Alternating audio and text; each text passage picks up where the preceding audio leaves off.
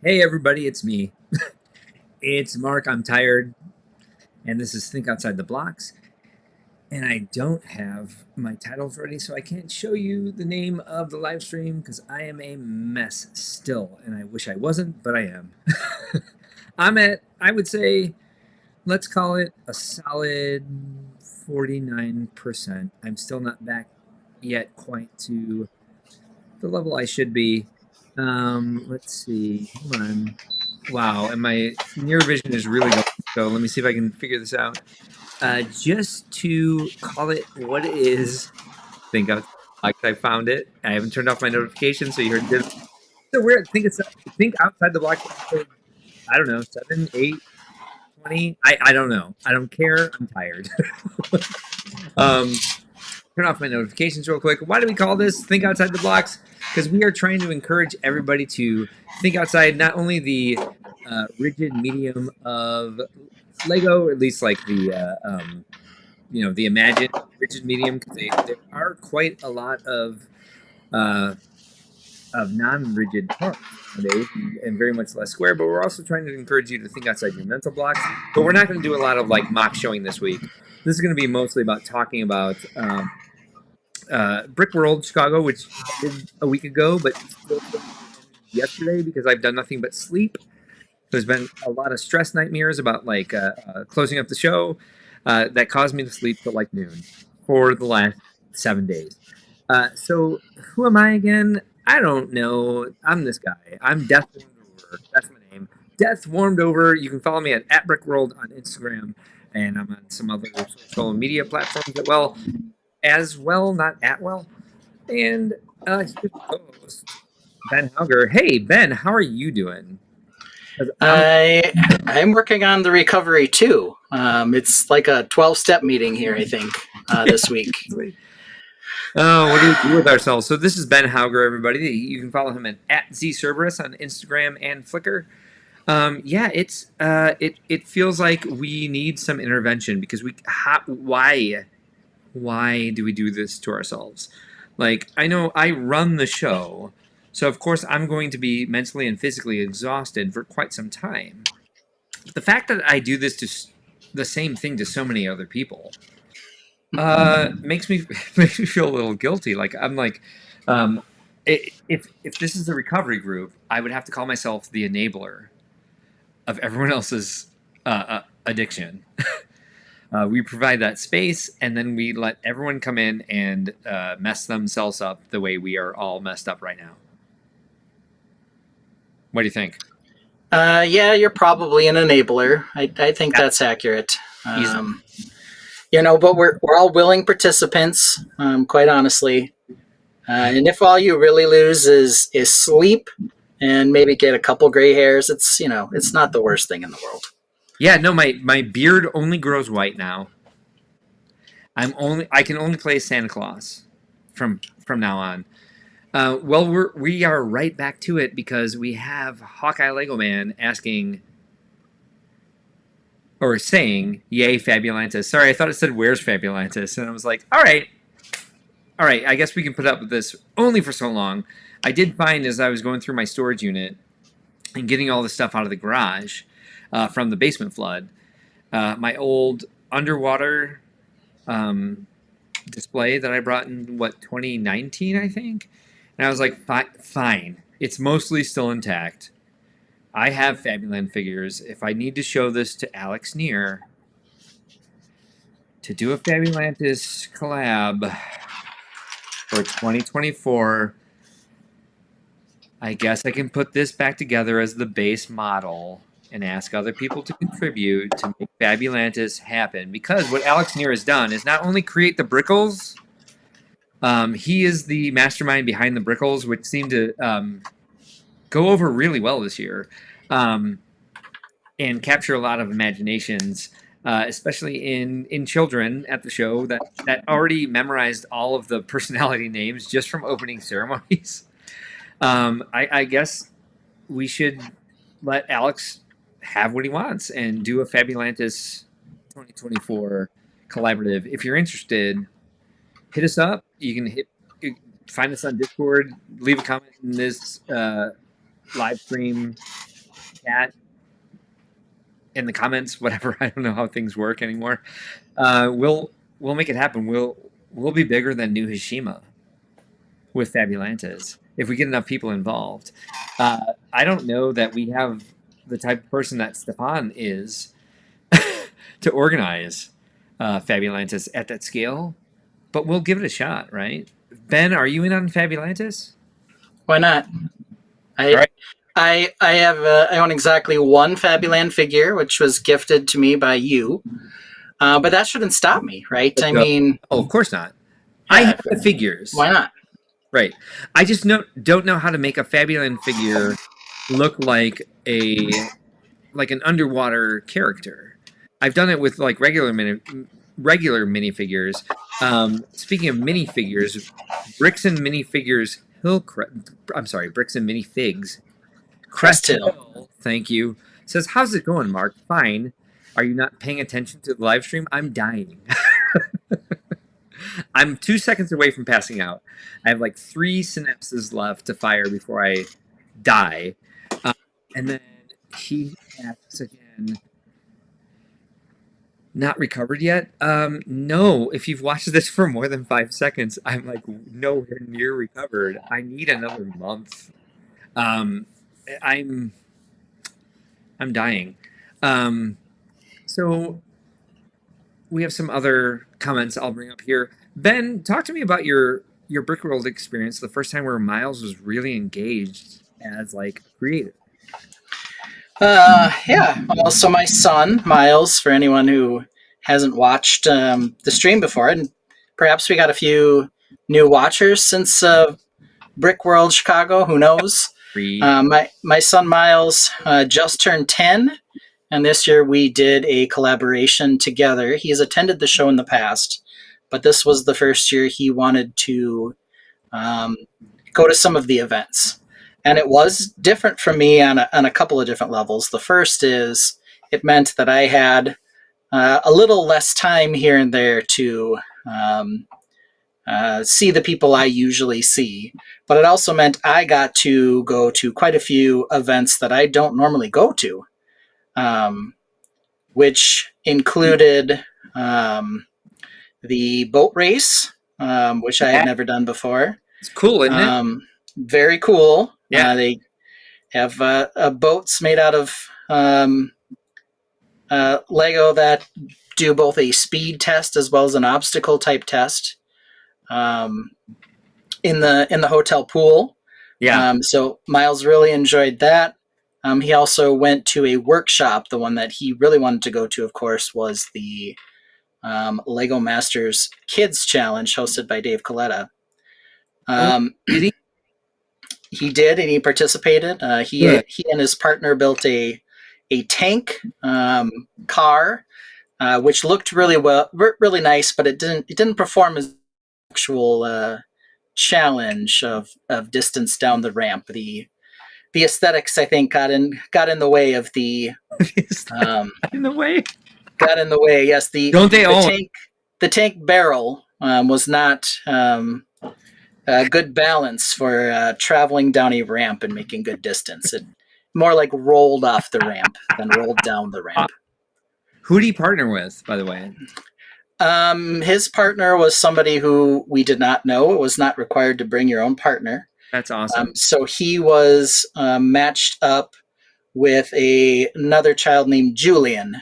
So Okay. Julian and Miles worked on their color, which happened to be olive green, which inspired them to build the tank. Well, we had quite a bit of new activities for kids this year because we expanded our kids world. Because we have so many AFOLs that have been coming to the event for over 13 years, well, 15 altogether if you count COVID, um, or is it 17 now? I lose the math of two. uh, so AFOLs are creating families, and we want their TFOLs and KFOLs to be they are the AFOLs of the future. So we want to involve them now and honor the fact that they're there and not kind of push them out the door like some other events do.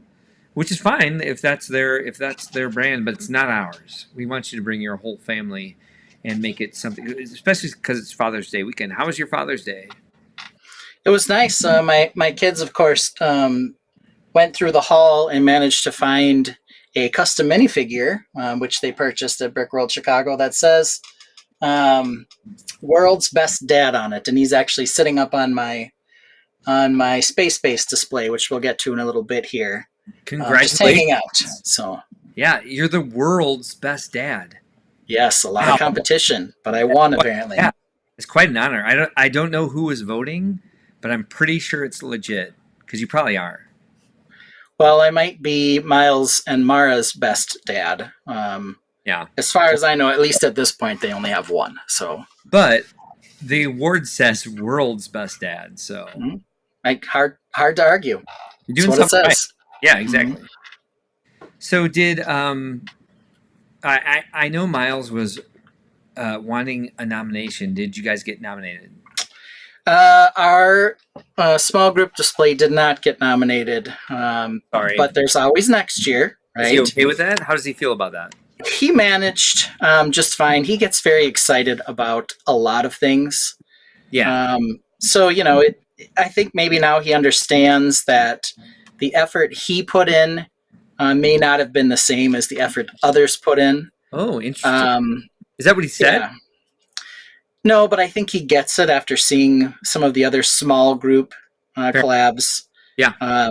It's sort of interesting too, because I told him very specifically that that's not what we're building for. We're building for fun and to spend time together. The nomination is just a bonus. Yeah. Totally. But he's a kid. He likes winning. He's from the era of everybody gets a trophy. So, Well, he's always into it. Sounds like he was accepting it better than some adults might. So more power to him. Well, I think the other thing that's nice about Brickworld Chicago as well is that the official Brickworld Awards aren't the only awards or recognition you can get. A lot of people bring buttons and bricks and little builds that they can place next to things that they're inspired by. He got a few buttons and other things. His concept art got a little handmade. It looked kind of like a little seedling. Yeah. So he did get a few things. I got as did. Awesome. Let's talk about that one. As did my 7-year-old who did her own build as well. She got quite a few things. It was pretty interesting because my 7-year-old's build definitely had more imagination in the sense that it didn't necessarily look like one particular thing, but it really caught the attention of a lot of young girls. Hey, text me a picture of it. I'll put it up on the stream. Yeah, I will get one probably from. I'll probably need to reach out to Rachel Hauger. Oh, to get a picture of it. That French woman? Yes, that weird French woman. So I got this too, which is amazing. I didn't put my name on my build because only a small portion of it got put out. Which, by the way, I have a bit of a beef with you, Ben Hauger. Don't blame me. I don't know. But we can talk about that. We'll talk about that. You and Tim said you would fill the rest of my tables because you brought extra stuff. And so I requested 2 tables. I filled the back table. No, you Yes, did I not. did. Yes, I did. Nothing else on those tables. There might have been nothing else on that. Photo evidence. This is what I'm telling you. We had to rearrange the entire thing. Yeah, right. Right? And there ended up being 3 tables in a row. Yeah. No. The back table, the third one. I don't care about that table. I didn't request it. But I had to fill it anyway, my good sir. Putting stuff on that third table didn't make me look like any less of a butthole. Oh. The owner of the company, that was all like, we're running out of space. If you're not going to bring a display, don't give up your display space. It was like the one table in the hall that didn't have anything on it was mine. And you and Tim said you would fill that space in. I filled the space behind it. I don't know what else you want from me. That wasn't my space. I don't know why that's This is all I'm telling you. I put out extra things. That's all I'm saying. All I'm telling you is you failed me. You Fair made me enough. look like a monster. And I don't know how to See, build I on brought that. these cool little mechs, which maybe we'll talk about. I Maybe, put these guys out. maybe I might cut you out. I put these guys out to try to make you look good, but apparently I still No, failed. because I didn't request that table. That table was requested by Tim and was empty. I requested 2 tables. There were 3 empty tables. Well, I covered 40 by 40 square inches of mine. Well, other people put my display out and then tried to build more of it. It was Yeah. tragic. I should not try to build on site ever. I may not try to bring a display next year. How would that make you feel? I It would tear out a piece of my soul, Yeah. but at the same time it would be fine because like my passion shifted quite a bit this year. Where like the week before I was very worried about like not being able to finish my display, Yeah. and then when it was in real time, it was more about like make sure the community has what it needs. Um, and so I think I'd be fine with it from now on. And I think that Yeah. shifted in real time during the event.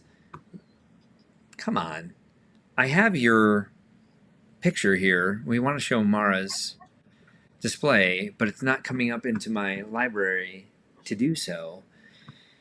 And I don't have the brain capacity to figure this out. Let's And you're check. undoubtedly going to blame me for this too. It's Yes, well you do. hard.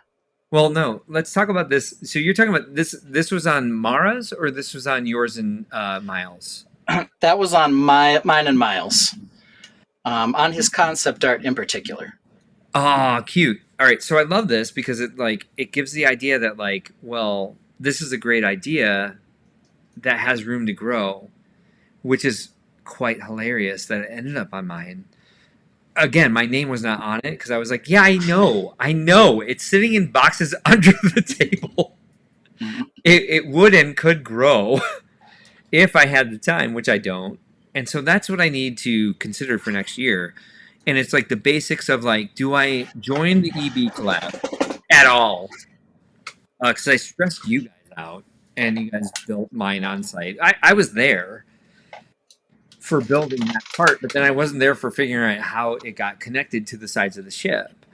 And then my own space, like maybe there was something out there, and I did have a plan for setting up quickly and then getting it torn down quickly, but we actually got done loading the truck for all of the Brickworld stuff, all of our logistics, office stuff, everything that is involved, tablecloths, you name it. Everything was in the truck by 8 p.m.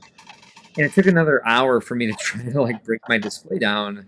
And the entire staff just sat there and waited as I put stuff in boxes. I was like, go to dinner. Go decompress somewhere. And they're like, no, we'll help you. And I was like, stop helping me. You guys are amazing. I love you. I appreciate it a ton. But just stop. Go. And so I don't think Brickworld Chicago is the place where I should be displaying. Well, you do have how many other shows that you actually have to attend as well, 5. where you could display these things. 5 plus, Yeah. some expansion, at least one other city, and I'm trying desperately to get you to add another. Yeah, I know. So lot of that people you do are. have room for that. So Yeah, no, that's fine. But like, I fill in space for the expos. I want to display at Brickworld Chicago because that's where we all display our new stuff. And so I want to have something there because it means that much to me. It's like I said in opening ceremonies, it's my new Christmas. Um, it is something that means a lot to me, but maybe I should kind of try to let that go. What day did you take this picture? Because it's put it in my library. You took it, and I can't find it. it looks like it was a public day. I would say Saturday. You want an actual date? Nope, you're good. I'll find it. Okay. If not, hey, I got it. All right, I'm ready. Saturday the 17th, I say. Okay. Let me pull this over here because I think that's going to be the screen. So let's talk about what Mara brought. Mawa, as I've known her my entire life until this year, because she does not want to be called Mawa anymore. Correct? Probably not. She'll probably go with Mara from now on. There we are. Look at that adorable little 7-year-old. Can you fill out a talent release form for me for putting her face live on YouTube? Granted. So what? Her lawyer says it's okay. Awesome. She wrote her own mock card. And by she wrote her own mock card, you mean I did. Mara was a late addition to Brickworld this year, a late registrant. She was very excited to get her own badge, but it did mean we didn't have time to get a mock card. And so because of that, Dad had to make one for her. But even so, you can see quite a few little trophies there around her build. I do see that for people who appreciated and complimented her not only on the build, but many people trying to figure out how exactly you use the slides on this fun family Pettopia or whatever it is she ended up calling it. So what was her concept behind it? Like what is Pettopia? Because I can see it as a paradise for pets. What did she put into this? Mara loves pets. Pretty much every creation that she's made that would be considered my own creation, a mock, has been some sort of pet store. And so after I had commented on that, she said, well, this time it wasn't going to be a pet store. It was going to be a place where the pets could come, a magic land where the pets were just kind of roaming free, doing their own thing. Oh, I like that. So this is sort of the place that the pets go to have fun and relax, not being cooped up in the store. Has she had a pet dolphin or pet elephant? She's only had fish. She's pressing me pretty hard for a cat. Oh, nice. Are you open to that? I keep telling her after Brickworld, but I haven't said which year. So we can keep that going. Okay. Just keep with, after Brickworld. I would be okay with a cat. Just don't tell her I said that. Okay, I won't. Good. Are you going to adopt or get one bred, or like what are you gonna do when it comes down? You can always find a cat. I'm gonna be honest. Yes, you can. There are several in my backyard. Yeah, we have some folks across the street from us, directly across the street, who like to foster cats. Probably twice a year, they end up with 4 or 5 kittens, and they usually end up giving them away, or trying to give them away. Right, that's the whole goal of their fostering. So that would probably be our eventual source if this ever happens, but it's not definitive yet. Yeah. So how many tokens did Mara get for her build? I think I want to say it was 4 or 5 trophies of some variety. Good. That's amazing. And Miles about the same for our collection. Good. Yep. What did you know the meaning of all the trophies that you got? I didn't, but in Mara's case, a few of them were Women's Brick Initiative and things of that nature. Good. Things that encourage women to get into the AFOL community as well. So yeah, we want that there. Several of them were that. A couple other ones I couldn't tell you for sure what the meaning was. They were just kind of cool and nice to have. So the WBI awards that she got, did she understand what the Women's Brick Initiative is? No, she's still too young for that. I think she just liked having the shiny trophy. Yeah, good. Yeah, but it was a positive experience for her. So what feedback did Miles give you? I think one of the big things for Miles, right, is one of the things he loves is, of course, shopping, or the prospect of shopping. He always loves building a minifigure. Yeah. Right. Okay. Yeah. always ends up being a very expensive minifigure, but he loves it. Right. Okay. Um, so one of the goals that I had, and it was backed up by Lego Masters Philip and Maria Strasma, was to get Yeah. our son Miles, who's 10, and their son Ryan, who is 11, to Yeah. become best friends. Did it work? It was a challenge, but by the end of the weekend, they were buddies. Good. In fact, they played together in the pool on Sunday night. Okay. Philip and Maria, when I saw Philip afterwards, he thought I had left because he didn't see me after teardown. I said, "Well, Philip, I was actually at the pool playing with your kid, so yeah, I had other commitments. His children, he has a daughter who's a little older. They can go down to the pool by themselves at that age. Both their Miles and kids are Mara like 9 cannot. feet tall. So Dude. they are very tall. Yeah. Yes, very tall. So with the proper supervision, with their older child down there, they can go by themselves, but my kids still can't. So Right. it was interesting and fun. So hopefully next year they'll be buddy buddy, and maybe they can go to a few of the events together. Yeah. And I can see some people that I don't see every day, Right. and not just Miles, who I literally see every day. So Right. Got to pawn him off on somebody else already. This is your first year with Miles as like a team, and you're already like, well, I need less of him. well, I don't think that's entirely fair. That's what But I do. Well, I do want him to be able to do things that maybe I'm not engaged in doing, or I have to do something else, Right. and have him have the ability to do more than have to wait for dad all the time. Yeah. There's another thing, train jousting, for example. We went and saw the train Olympics, Yeah. and he was counting down the seconds to get over there, while I was putting finishing touches on a display.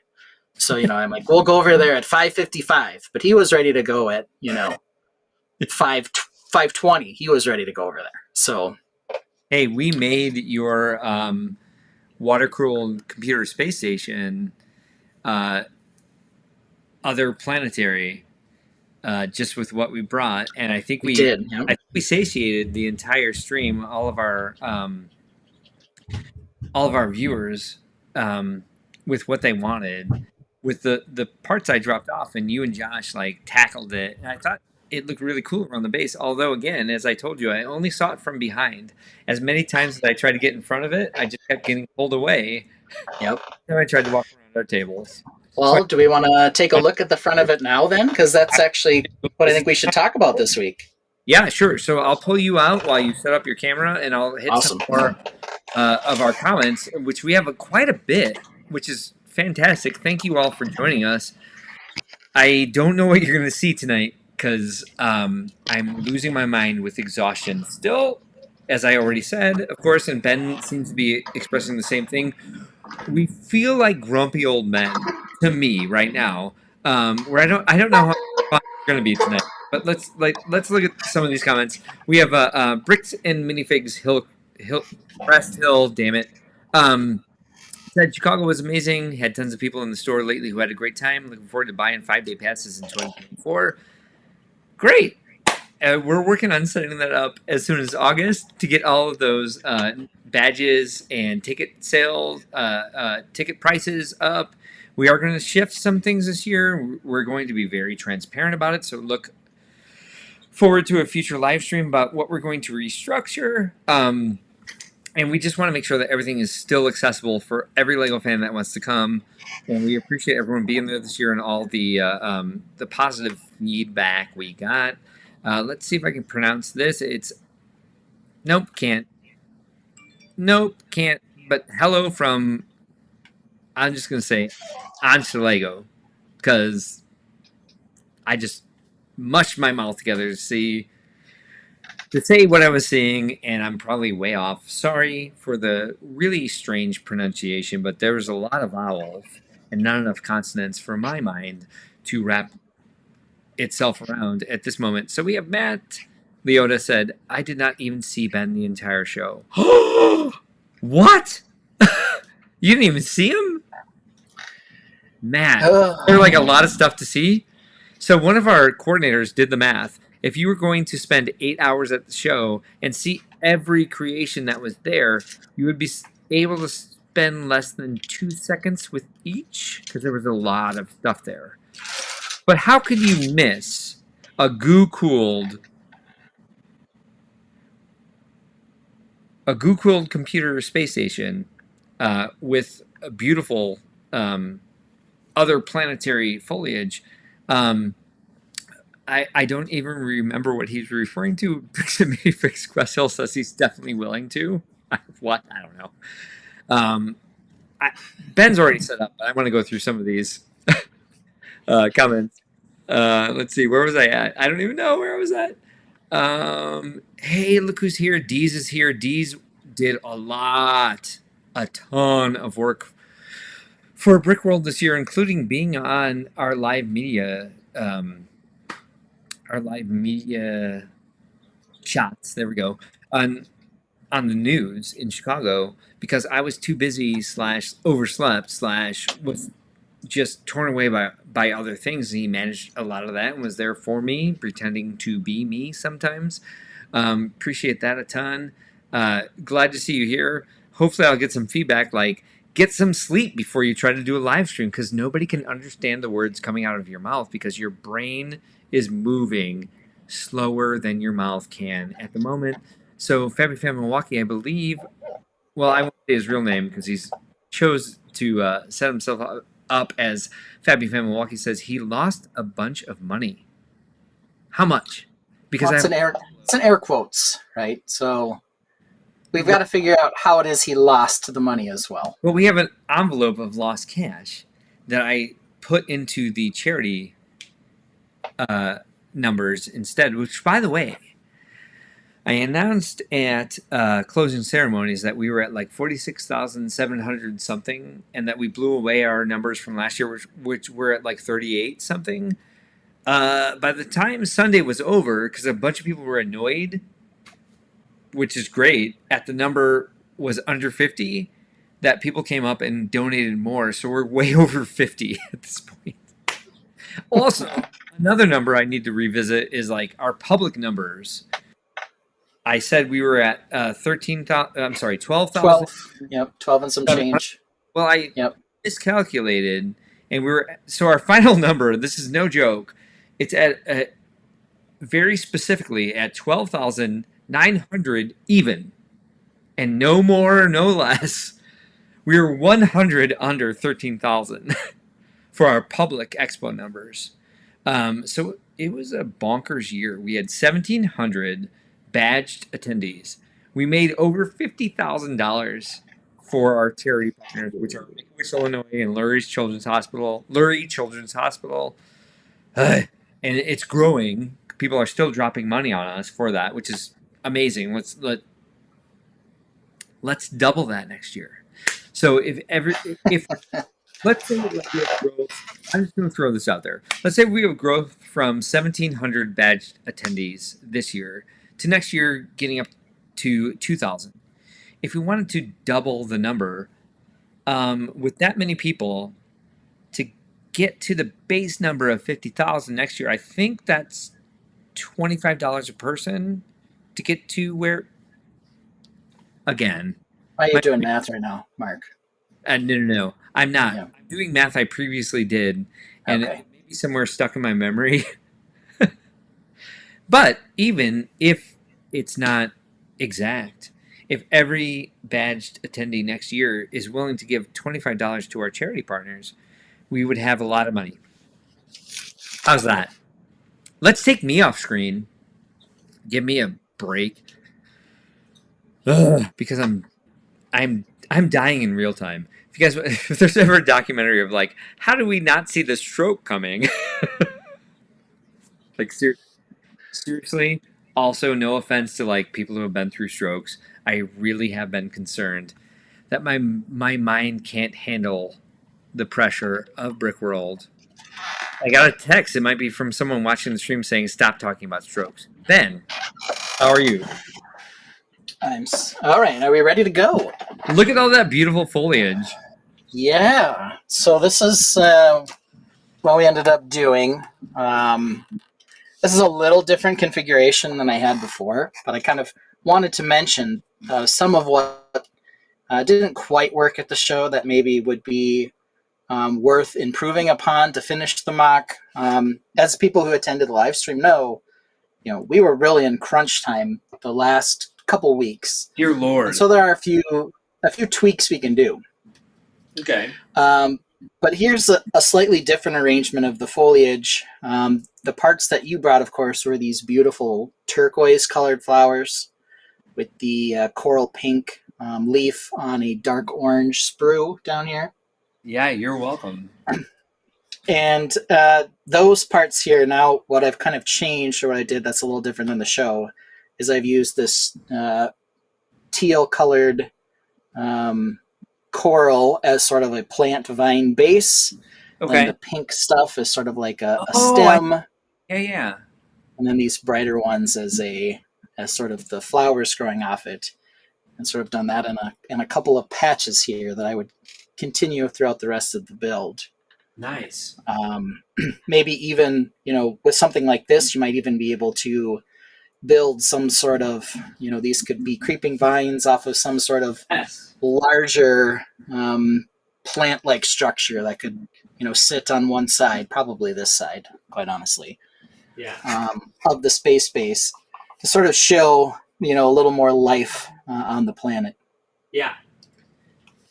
The other thing I think I would change down at the base, and we'll talk a little bit about what I would change up top, okay, is my Gudamine section over here. I think kind of what got lost in the build was the ability to see the Gudamine section here. And I think really it's just too much under the overhang here and not as prevalent as I would like. So what I think I will do as sort of an upgrade or a change is do multiple pools and have this kind of spread out to 2 or 3 or 4 pools. I'm going off screen here, but a couple more pools over here so it's a little more prominent and you can see it a little better. Yes, agreed. They do have a water cooling fitting. Right now this is all false. It is filled with the goo, with the water liquid itself. But they do have a fitting that will split into multiples. Yeah. So I would kind of branch it out from here to 2 or 3 more pools. This far away or something. Definitely. Just a little farther out so it was a little more obvious that they were sucking the goo up into the space base. One of my favorite builds of yours in the past, and something that I used in my images of it, I used in my inspiration presentation, was the castle built on a swamp. And so water was all lime green.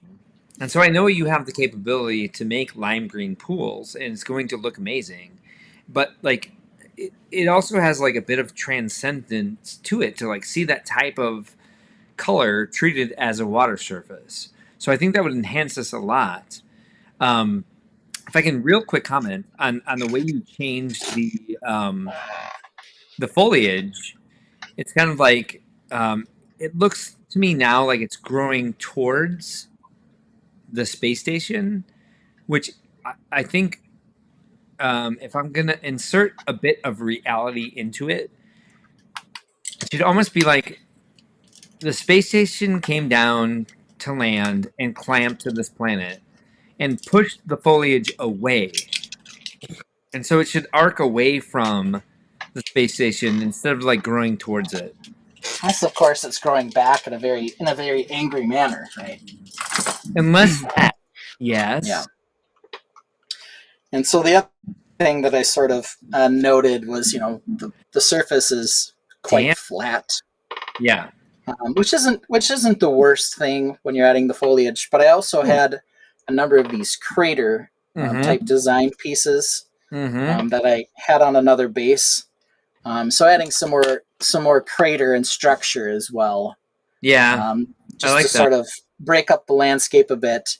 These were designed to actually go down into a different base, so I'd have to do a little modification, but they're easy enough to to add to a build to kind Yeah. of enhance sort of the rugged terrain and make it look perhaps a bit more natural in some sense of the word.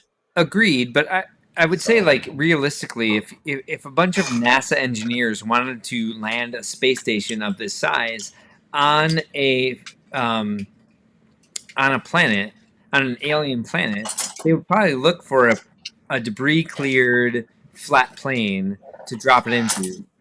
So I think a flat plane makes sense for this.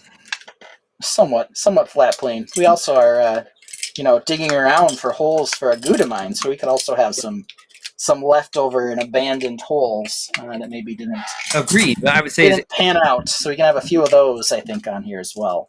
yeah, as you expand it, like just make it intentional. Like that's where they search. That's now it's done. But I think the flat, unless there's mountains behind it or something,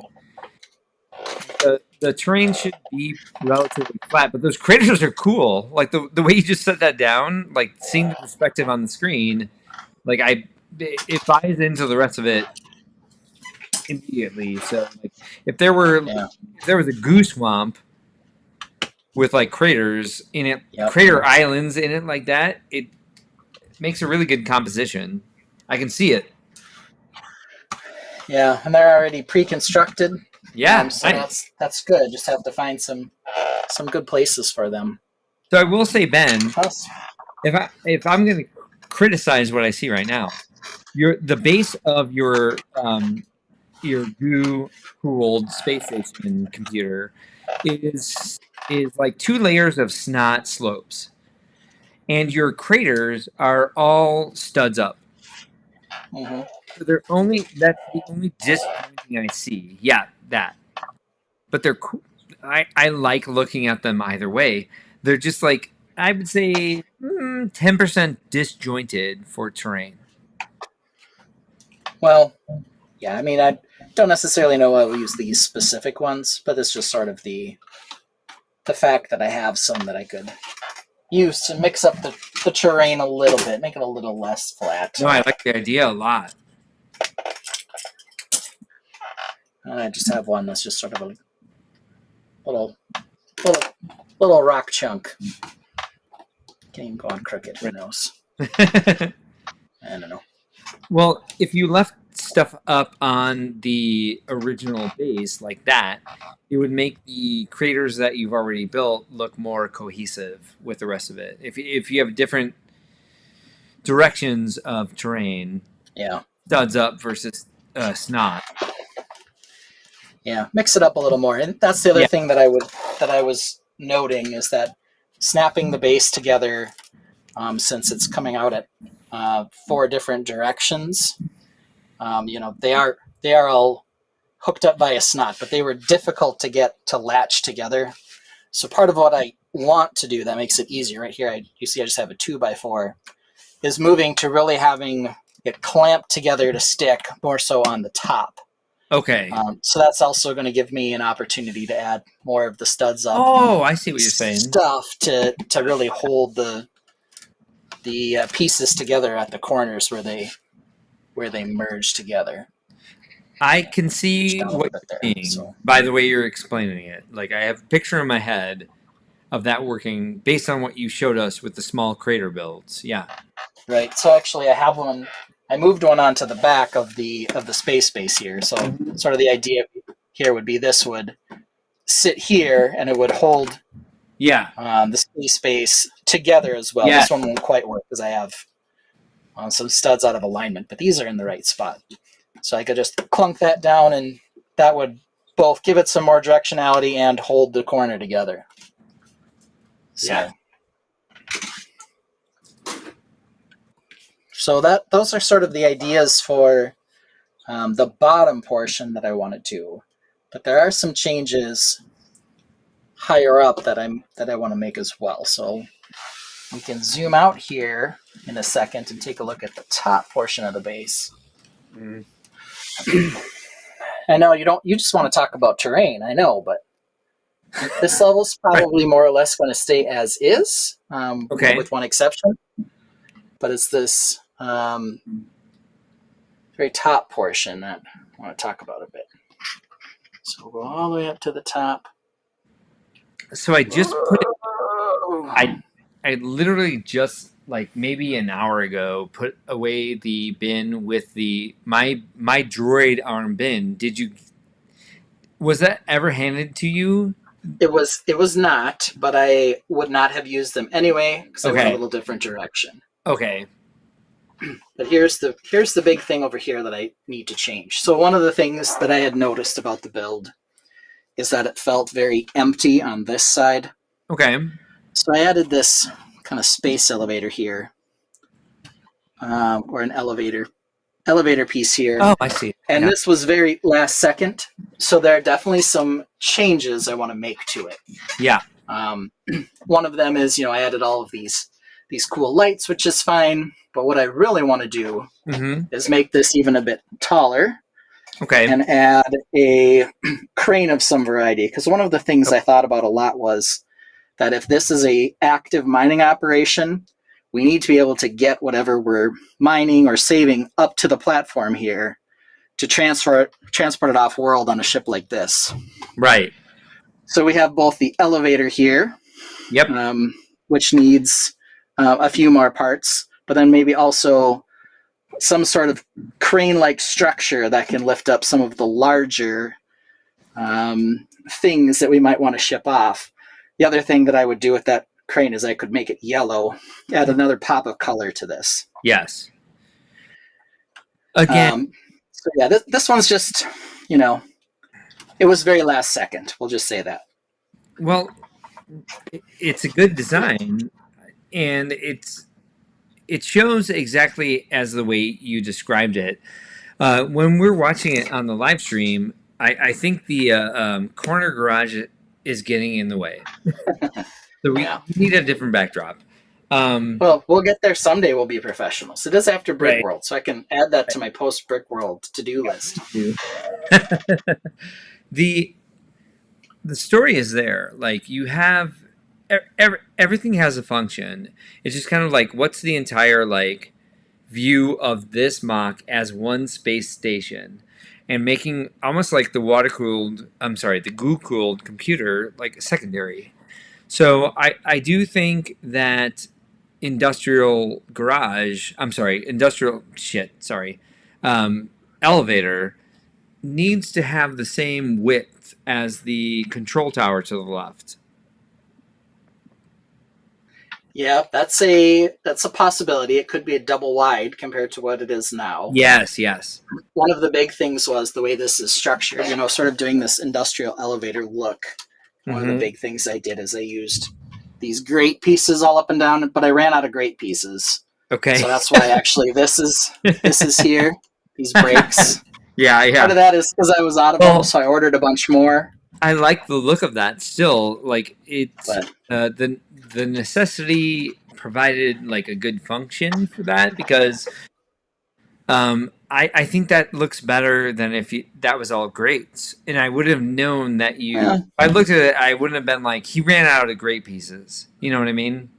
Well, maybe. It looks intentional.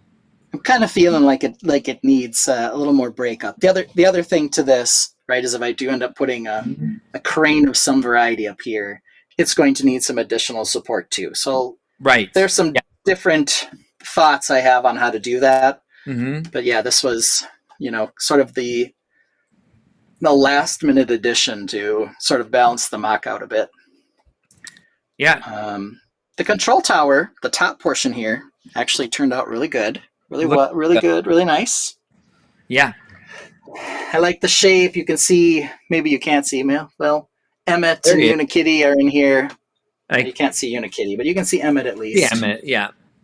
And it's got a nice railing and a nice top with some spotlights I can use and whatever else. The one issue that I have with the control tower isn't at the top, though. It is from this view. I was going to say, oh, you just care about one view not looking quite right? Well, yes, of course I do. Yeah. This side here just looks too darn thin and skinny. Wait, where? You can't you can't really see it super well on stream. That's kind of the problem with this mock, is it's so darn big. But you can see as I go down, Okay. it just looks sort of tall, Okay. but not as substantial as I would like. Really, the problem I Well, think is down here when what? we get to the bottom. I'm sorry. It looks amazing to me right Well, now. well, okay. I mean, that's your opinion. I know again, it's sci-fi build, and I always say that, but I I don't Too can't straight up and down for me. That's really, too really what it straight up is. and down. Well, it's a space station too at the same time, so like what else would it be? Well, there's a couple of things that I would note. First of all my design language on the bottom here, the Yes. corners are rounded. Yeah. This one, they're squared off. Okay, fine. I tried to fix some of that by adding these little Yeah. greebly round bits, Yeah. but I think I could do more to round those over. I'm sorry. Uh, That's an easy fix. What I would say is like looking at like the first door that we see in the top like 3/4 of the screen. this Yes, one. underneath Yeah. that, like the greebling you've put in there for like the space station level of it is like fascinating. It's really good parts usage. It's great design, regardless of like what you're using. I think you're being a little bit too harsh on yourself, and I think that that's the portion of the mock that like people might not see as much. But like you can finish that. I think it would take you like 2 hours to replace that and round that off. Can you go back up, please? Yeah. Wow, your tripod makes a lot of noise. Um, it, it looks a lot to me like an aircraft carrier tower. Yeah. I always get that when I do space bases, and I didn't, Well, to that's me, it's good. I kind meant of how that it as, should look. I think. Yeah. yes, totally. I meant that as a compliment Yeah. because I love naval vessels, and you're kind of like you're copying the aesthetic with your own like design, enhancing that. If you turn the mock again, turn it Let's put the lights on. turn Too. it clockwise. Hold on. Sorry, The other issue here that I would note whatever. that I'm going to have to fix is that I had to take the control towery bit off here Yeah. in order to to transport it, and it's not really set up well to go back on easily. So I'm going to have to make some changes Okay. Yes. there Yeah. as well. You can So- see the back, super boring. But it's not though. Like, it's not at all.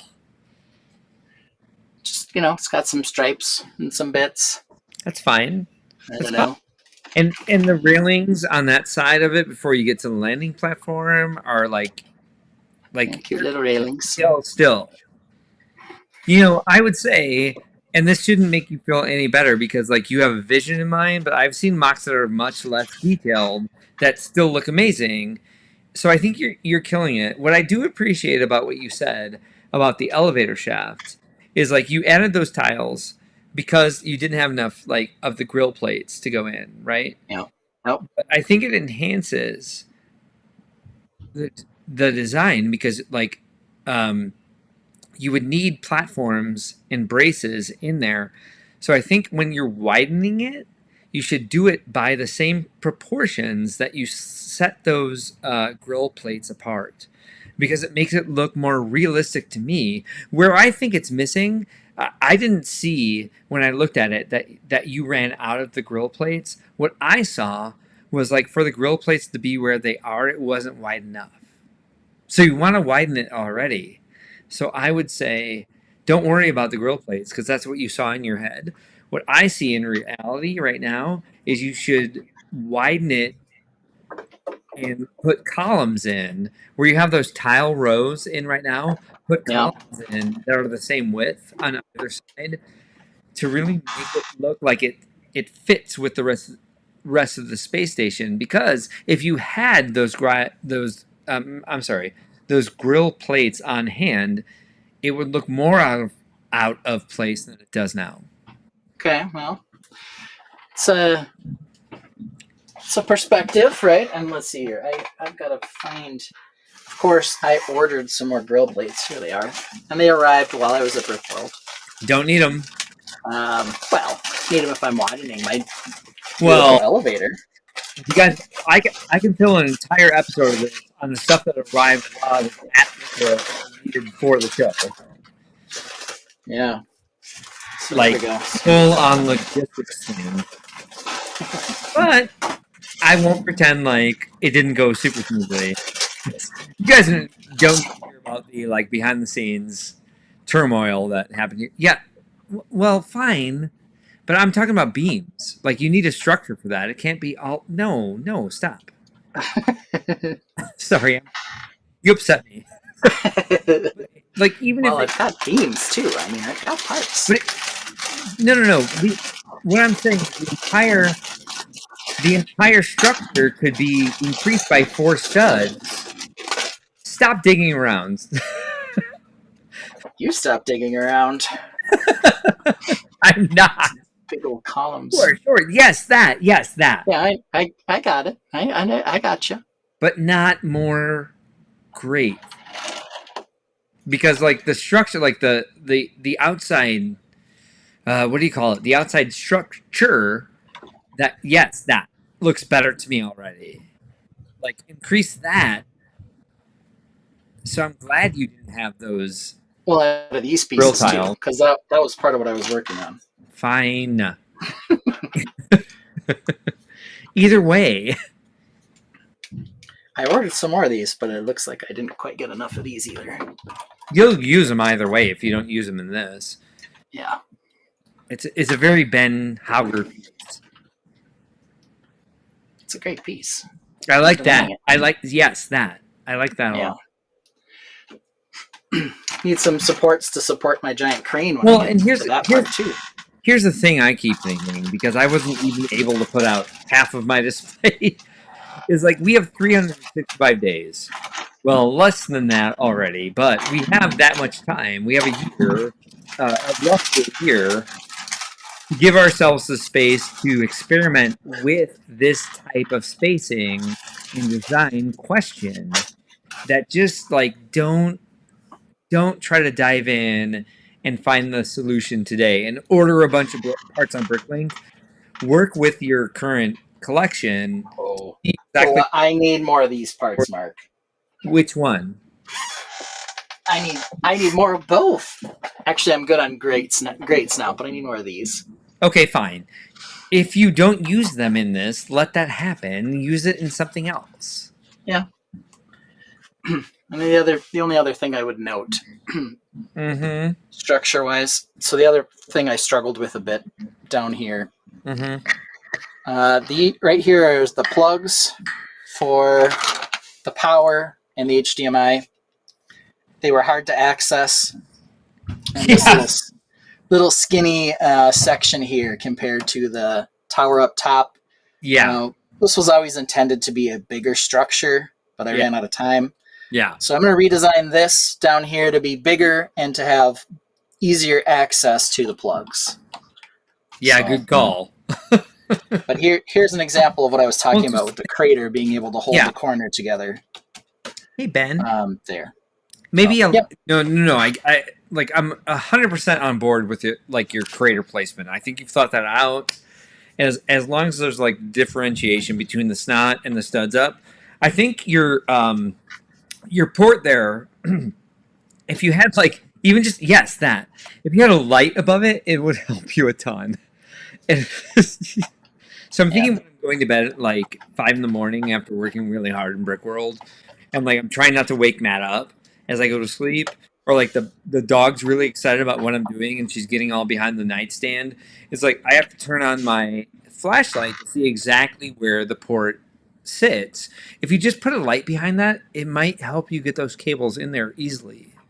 Well, the real problem is that the cables move when you try to press them together. Okay.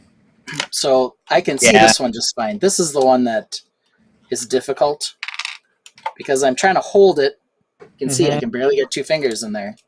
I'm trying to hold it and plug it in at the same time, and it's just too difficult. So if there Hmm. was a larger pull-off area where I could plug things in more easily, that would And help. again, we're talking about the back of the build, man. Right. Come on. But All it right. extends over to this side, right? So there's something to it. So I was going to hit up comments while we switched over to my build. But at this point, I have to take a bathroom break, unfortunately.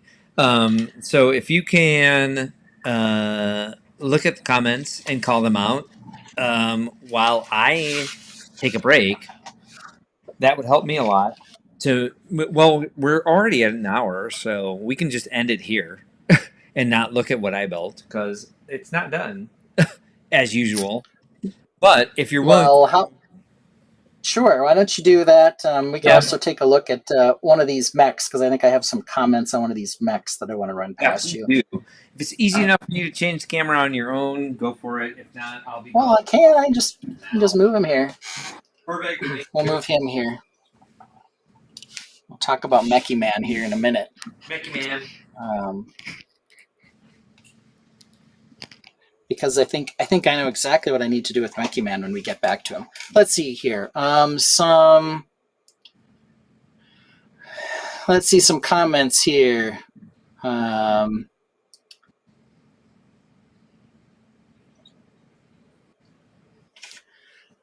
all right, we've got a couple of nice comments just about Brickworld in general. Uh, I've got a comment here. Awesome builds at this year's Brickworld. Already planning for 2024.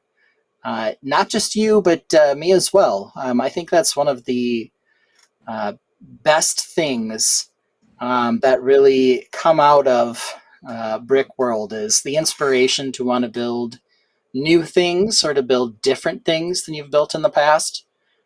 So it's definitely a thing where as soon as you're done with Brickworld, you're already thinking about 2024. Even if you don't have the capacity or strength or stamina or sleep hours put in to actually start, your brain's probably already going um, uh, as to what's going to be able to be built in the next year.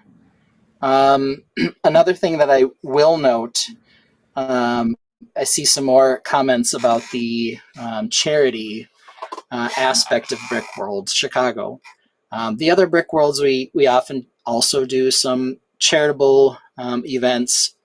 Last year, we also did a charity live stream, sort of in preparation and as practice for doing a live stream type format. Yep. Hopefully, this year we could get a lot more attendance for that Yep. and include those numbers for our overall charitable giving No, in a good given call. year, Yeah. which I think would also push the numbers up quite a bit. Um, you're also getting an offer from Bricks and Minifigures Crest Hill to Hmm. uh, bring your display over to their space to test it out, get Yeah. some Sure. public reaction if you need Sure. um, Once as it's well. yeah. Um, Oh, it's in an ugly state. So that may take a couple months of concentrated building to make sure it's ready for public view because it certainly wasn't last weekend. yeah, Mm-hmm.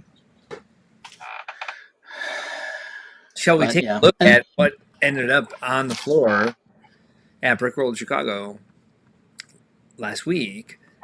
I can show you we're ready for it. what ended up. Yeah, I'll get there eventually. I'm moving very slowly. Again, I'm sorry. I feel like we should Well, have taken a week off. while you're doing that, Yeah, I just want to make a very small comment on this adorable mech that I. yeah. His legs are very long. Um, He has like zero torso. Is my comment. well, that was his design, man. Yeah. He's so cute, and I like his little hands that can grab things. So where's his But I'll heart? tell you, right now, the problem with this is I think really obvious, and it's Okay. just simply that it's too small. What I have noticed, what people like when they see mechs Yeah. are big mechs. So I I'm going to build a big version of this guy, and it's going to rock your socks so hard you're not even going to know what to do. I think proportionally, it's too small compared to his legs. Well, he's just too small in general. I can tell you right now, people don't appreciate the tiny mechs. They want big mechs. Big mechs. Like And I think he'd be cool as a big mech using his hands to grab things like a tank or a spaceship or another mech. I'm just telling you now, if I build this guy exactly, well, not exactly the same, similar in many respects, but big, your mind is going to explode. okay. So Well, that's what I'm promising everybody on the live stream is updates on project Make My Mech Big going forward. hashtag make my mech big. Let's make it happen. Hashtag Big Mech. Hashtag make my mech big. Let's be consistent. All right. So that's what ended up. So it's what's fun for me about this is I've gone through. I'm trying to make social media posts to get people hyped up for next year and hyped up for our next shows.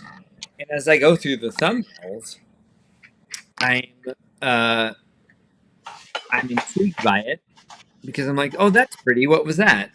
And I blow it up and I'm like, oh, that was mine. Ugh, I don't want to look at that.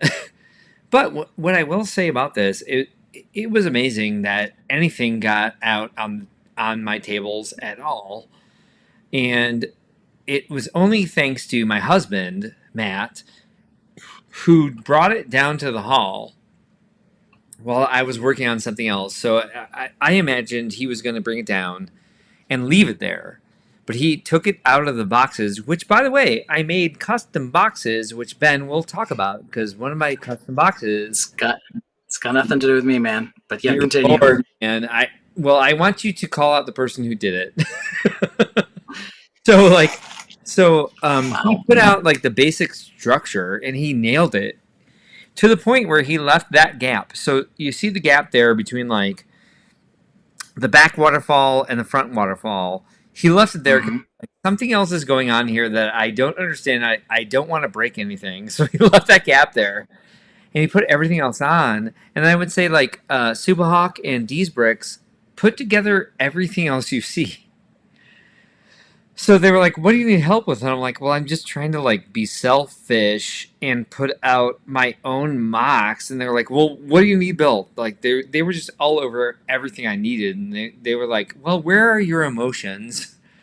Can we help you like get you to the point where you want to be with your display?" And so the only cherry trees that were up were the ones they put together in the ground cover. You can see there in the background that's kind of lime green. I showed them how to do my technique, and D's Bricks is going to bring his first mock to our Grand Rapids show because he actually got into like building original for the first time, which he's been into. He's been thinking about. He's been ruminating. He's a big Lego fan, um, and this actually led him to this entire process led him to that. So this is what ended up there at the show. And I know it gave me some anxiety because it was left in a super unfinished state.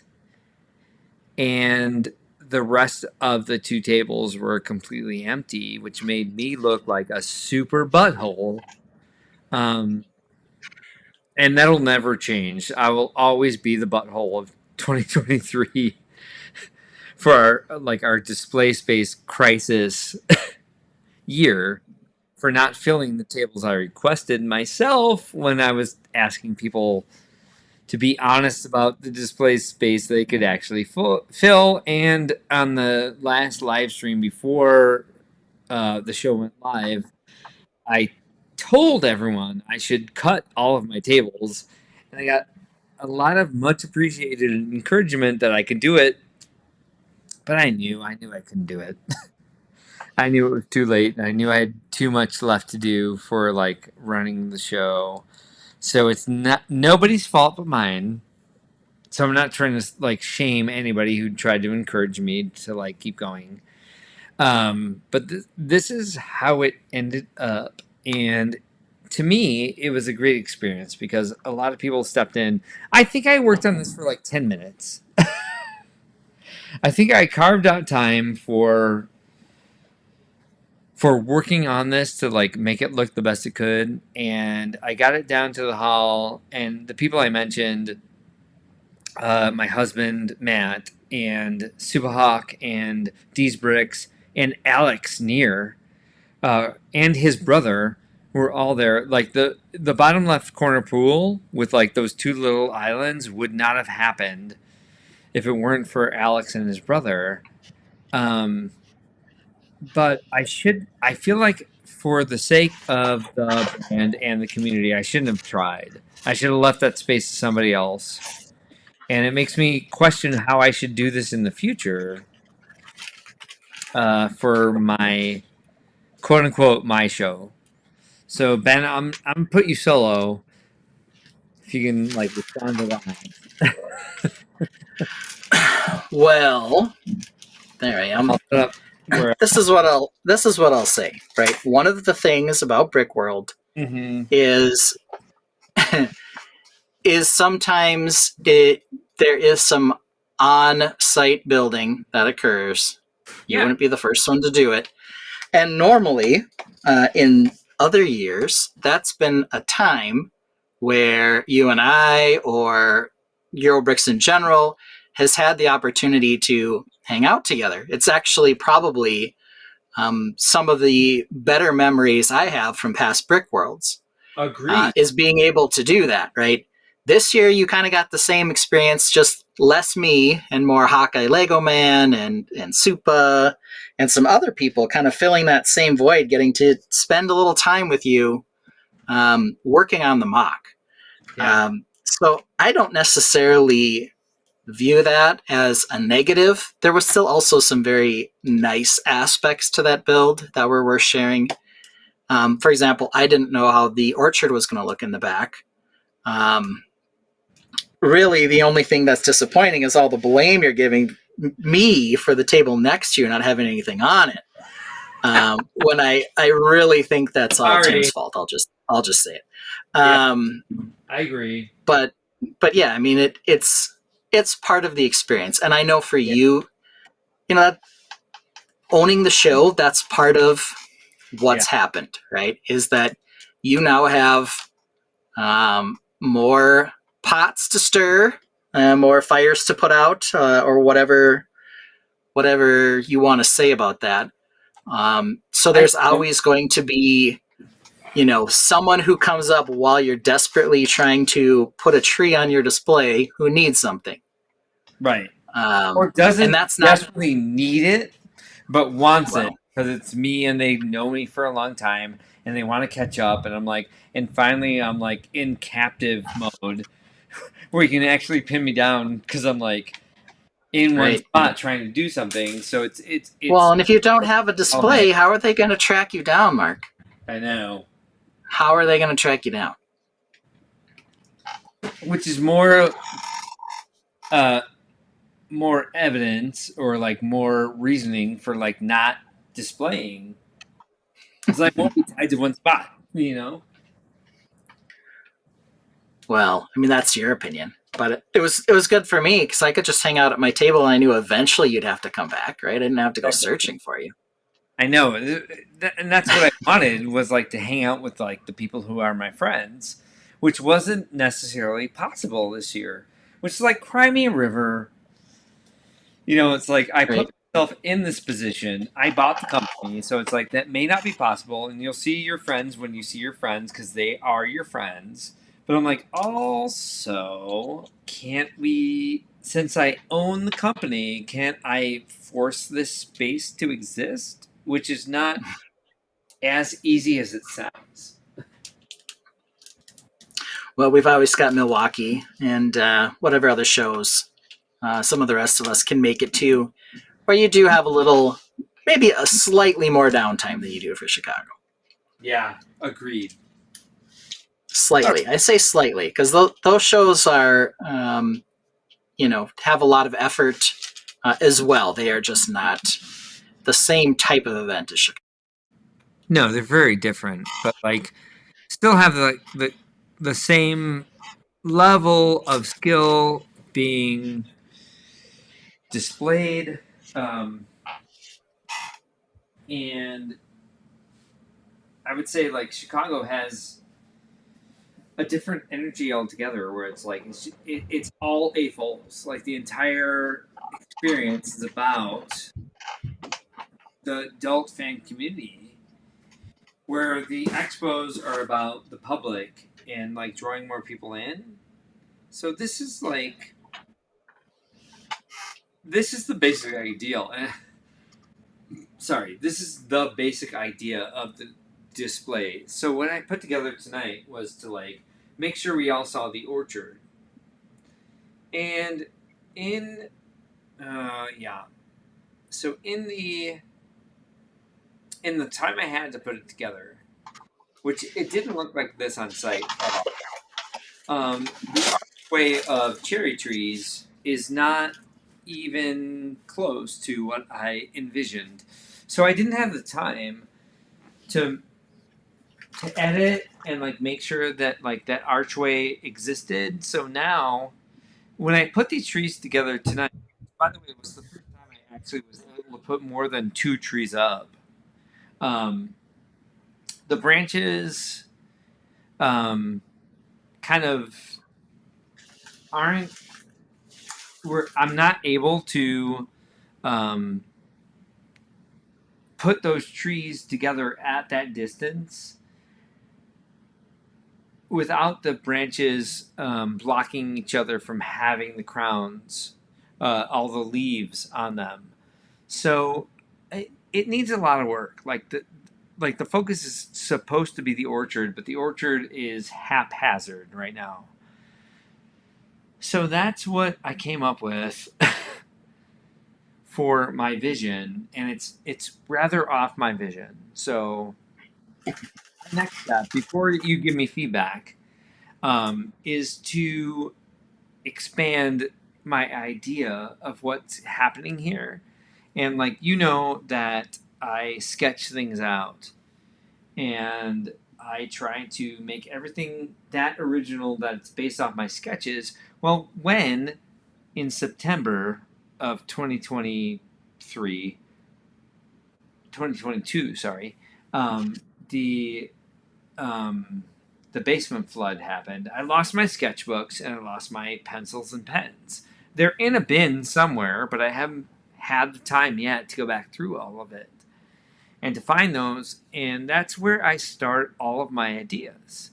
And so to not have that and like kind of like to design freeform all of this year has been difficult. So this is the best representation of what I actually wanted to show this year.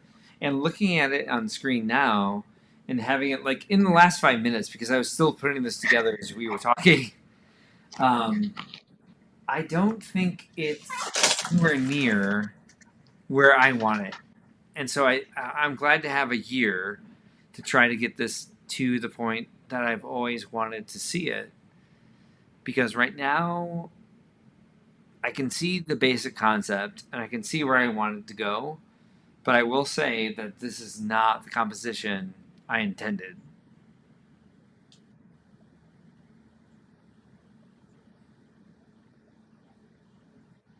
Hello? Well, okay, that's fair. I mean, I can't tell you you're wrong there, can I? You can. No, You can say it's I perfect. like. I shouldn't change it. Uh, I don't think that's I don't think that would be entirely honest, nor do I think it's really what you want to hear. Um, I I I can understand where this is going. I like the art shape. I kind of like it right here. It kind of looks like a heart almost, right? Okay. Um, Shape to some degree. That would be kind of cute too. Just gonna say. Um, but yeah, I like the way they kind of stretch together, and I know that was sort of one of your main focuses. Obviously, it's not there yet. Yeah. The other thing too that I'll note here is that I didn't know exactly how this was Empty. going. Right, I didn't know exactly how this was going to work. The stairs up to the orchard, how that was going to function. I can see it now, obviously. And since sort of the top of the orchard's right at the top of your wall, I Yeah. think that gives you some additional Yes. opportunity It needs a for more lots of breathing room. things. Yes. Yes. Totally. If you look at You're, it, for example, right now, I think that there's a safety hazard here because you could just walk from the edge of the orchard, fall right down the stairwell here, right? right? So you've got an opportunity to add some railings and maybe raise that center arch up a little bit, Yeah. sort of integrate that into the the stairs, the stairs into that arch way as well.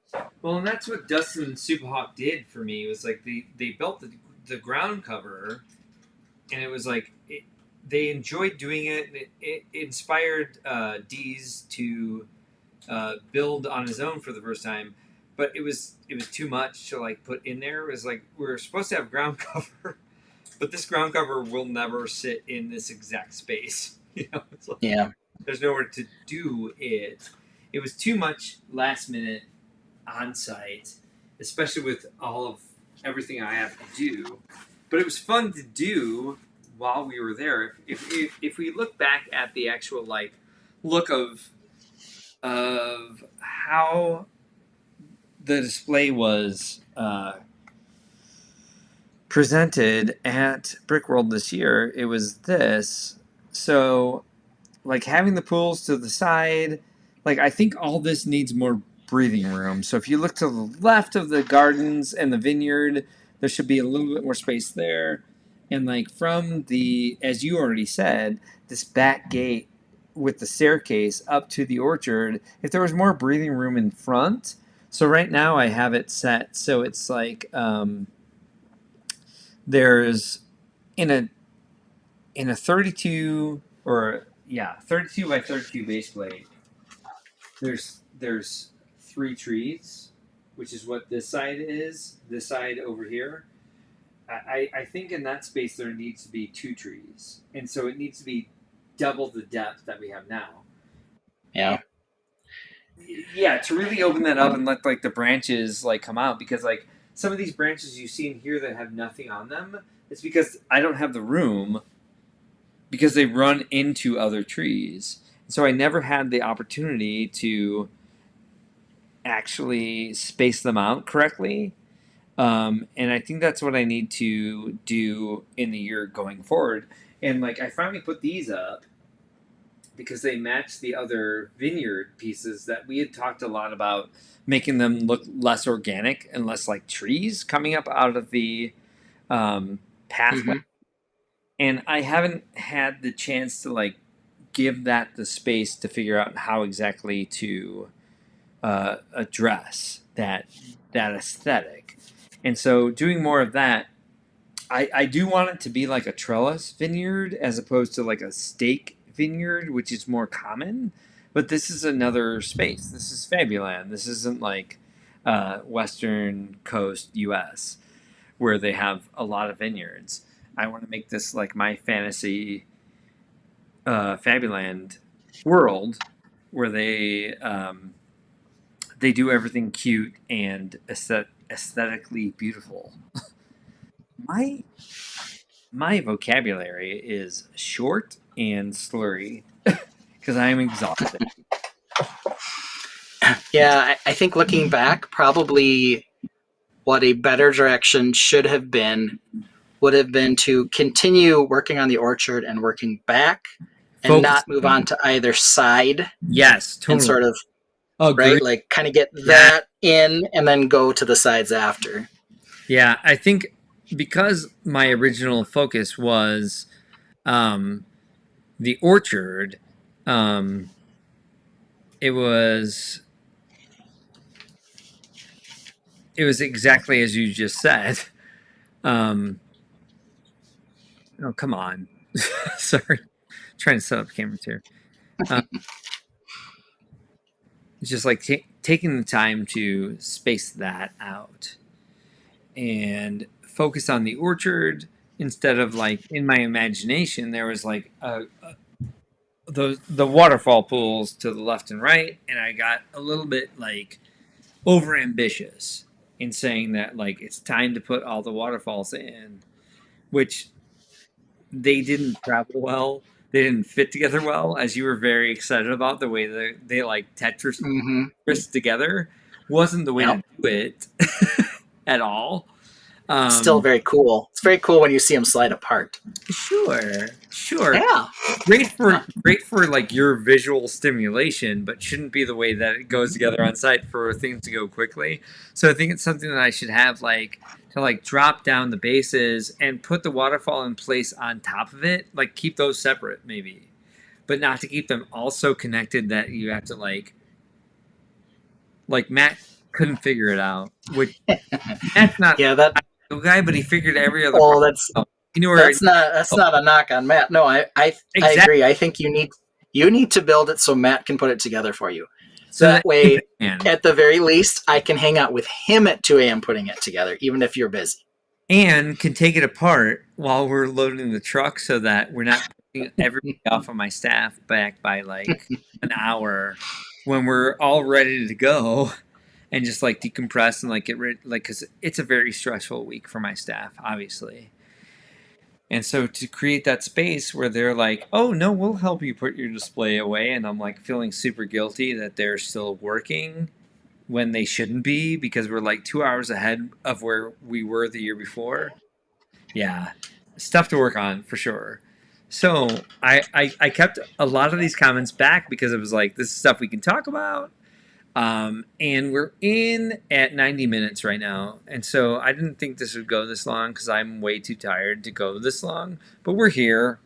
We're in a space, and I sound like someone's put me on slow motion. I can hear it in my own voice. I've been sleeping 12 hours a day for over 8 days now.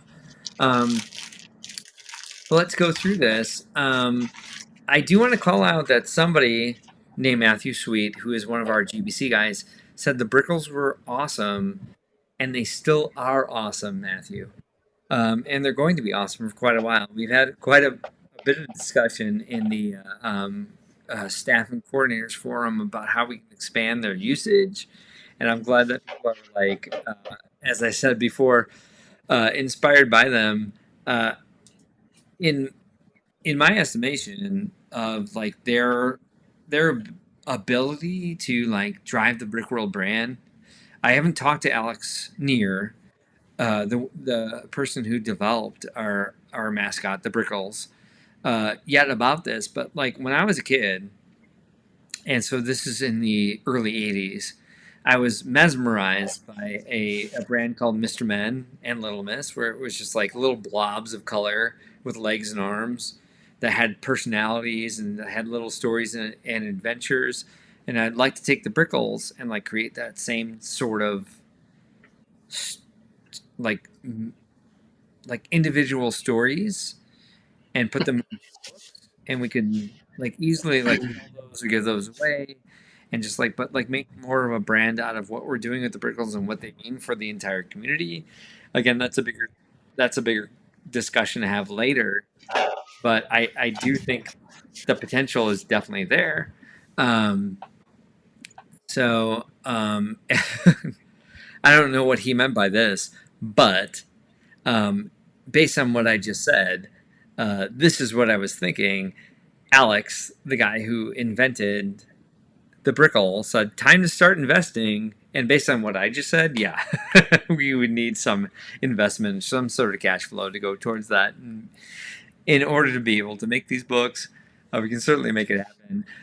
Art Claxton is here tonight, and he said hello. And what I love about Art Claxton is like he gave me his full name for the R, and I met him. I think on the first night that we opened registration, and it was his first time not only at a Lego convention, but first time outside of the southern states, and was having a great time. And convinced me that he could understand what I was saying as quickly as I was talking, as I know a lot of southern state residents can't necessarily understand me because I talk way too fast. Um, and let's see what else is up here. We have so Dees said hello to Michael Fujiwara, who I said every time I saw Michael Fujiwara's family. I was like, "Hey, Fujiwara!" I'm like, "Can you guys tell me your name so I just don't keep screaming Fujiwara?" So I knew you guys from the live stream, but I met you in person along with R. Claxton, and I was like, it was very bizarre because it was like I was like, I don't remember exactly where I know you from. They're like, "No, we know you from the live stream," and I was like, oh, "I'm not ready for this level." I'm like, I know the Brickworld like Lego fan engagement level. I had this also with Dave's Brick House, who really did you meet Dave, by the way, Ben? I'm going to be honest. I am terrible at that. Several people came over and said they knew me from the live stream, but Right? like I am so bad at getting names. If you come over and say I am Handel, I will remember. But if you don't, I'm like it completely spaces my mind that I should Yeah. ask you who you are, even though I know I should. It's just I'm terrible at that. That's my worst. But I did meet several people who watched the live stream, who came over, of course, Yeah. to look at the Gudamine mock, and it was nice to see all of them. Wasn't it weird Um, a bit, like to like kind of have people who knew you? Slightly, yeah. I mean, because Yeah. there are some people that came over, of course, that like you, I know from prior Brick Worlds. Yeah, same. Even though Matt Leota didn't make it over to me, some other Twin Lug people did. I headed over to their table. I see Jesse from Jesse's Brick Galaxy all the Yeah, time, right?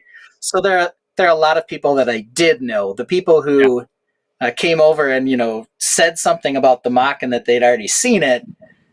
That was a little strange because I was like, yes, it's from the live stream. I get that, but I'm like, I don't remember who that was. I don't know who that was. I'm terrible at asking. Well, and as much as we make fun of ourselves for like being like influencers, like what showed to me in the first day was that like we kind of at least have a small aspect of that where like people know us from this that we don't necessarily know in person, and Yeah. and they were like, "Hey," and I was like, "Well, also hey," because I have that energy. But they were like, "Oh, I'm Dave's Brick House from your live stream," and I was like, "Oh, I've never met you before, but I have met you." So it's kind of like Mhm. a new aspect, which is fun, but also like kind of for me because I remember everyone's name by face. I have a really good propensity for that. To like see someone know me that well, I had to pretend until I remembered, and then I didn't have the memory. So I was like, okay, I'm caught out. I don't know how I know you. And they're like, no, I said this on your live stream. I'm like, oh, now I know exactly who you are. But it was a new level where I'm not going to recognize people's faces if we do more of this and people do recognize us more through that first at our first time attendees. I'm gonna be like, Yeah. okay, I have to shift the way I approach people who I don't necessarily know right away. Well, I think we need like a secret handshake so they know that we're not supposed to know them only from the live stream. So I think what they need to do is bring us some Dots Home style pretzels. You And bring us a I, Dots Home style pretzels, we'll say can you we? are a live stream viewer, I forgot right? yours. I saw it today. It was in the drawer. It was like the cinnamon sugar brand. Yeah, of course I've got the cinnamon Right. sugar here. Why wouldn't I? Yep. I have a bag for you. I hear it's a limited time. Limited time flavor. Yeah, we've been doing this for over Limited time. a year, and it's still being produced. But I want to protect you for it, and I feel like I should open a bag of it, the bag that I was supposed to bring to Brickworld this year, and eat some right now because I'm starving, and I'm That's obviously fair. tired because like my brain is fading fast in real time. But yeah, that's something that like we need to watch. One other thing I would say for this year, original season has a bit of a twist. As Mm-hmm. from Velva, North Dakota, Dot is an angel. She makes the best pretzels in the world. I would say we ran into this quite a bit this year, where the influencers were an army of people helping us out, and gave us more support than I could ever imagine. And thank you to like Dees and Supahawk and M&R and a couple of Brickheads and Matt's. Oops, wrong word. I have to stop using their real names. So let's pretend some other influencer, the Bricks King podcast. Um, there are a bunch of great people there. I didn't realize how much they would actually support us because we put it into motion a couple weeks beforehand, so we can definitely like be more mutual in the future. But also at the same time, I didn't realize like their level of celebrity, as much as we call it like D-list or whatever, because they're Lego YouTube celebrities, so it doesn't feel like anyone who's going to be like on TV or like someone who has like any sort of like real star power. They have, and they do in the Lego community, by the way, they have the same sort of problems that other celebrities have, and that like there were influencer stalkers there this year.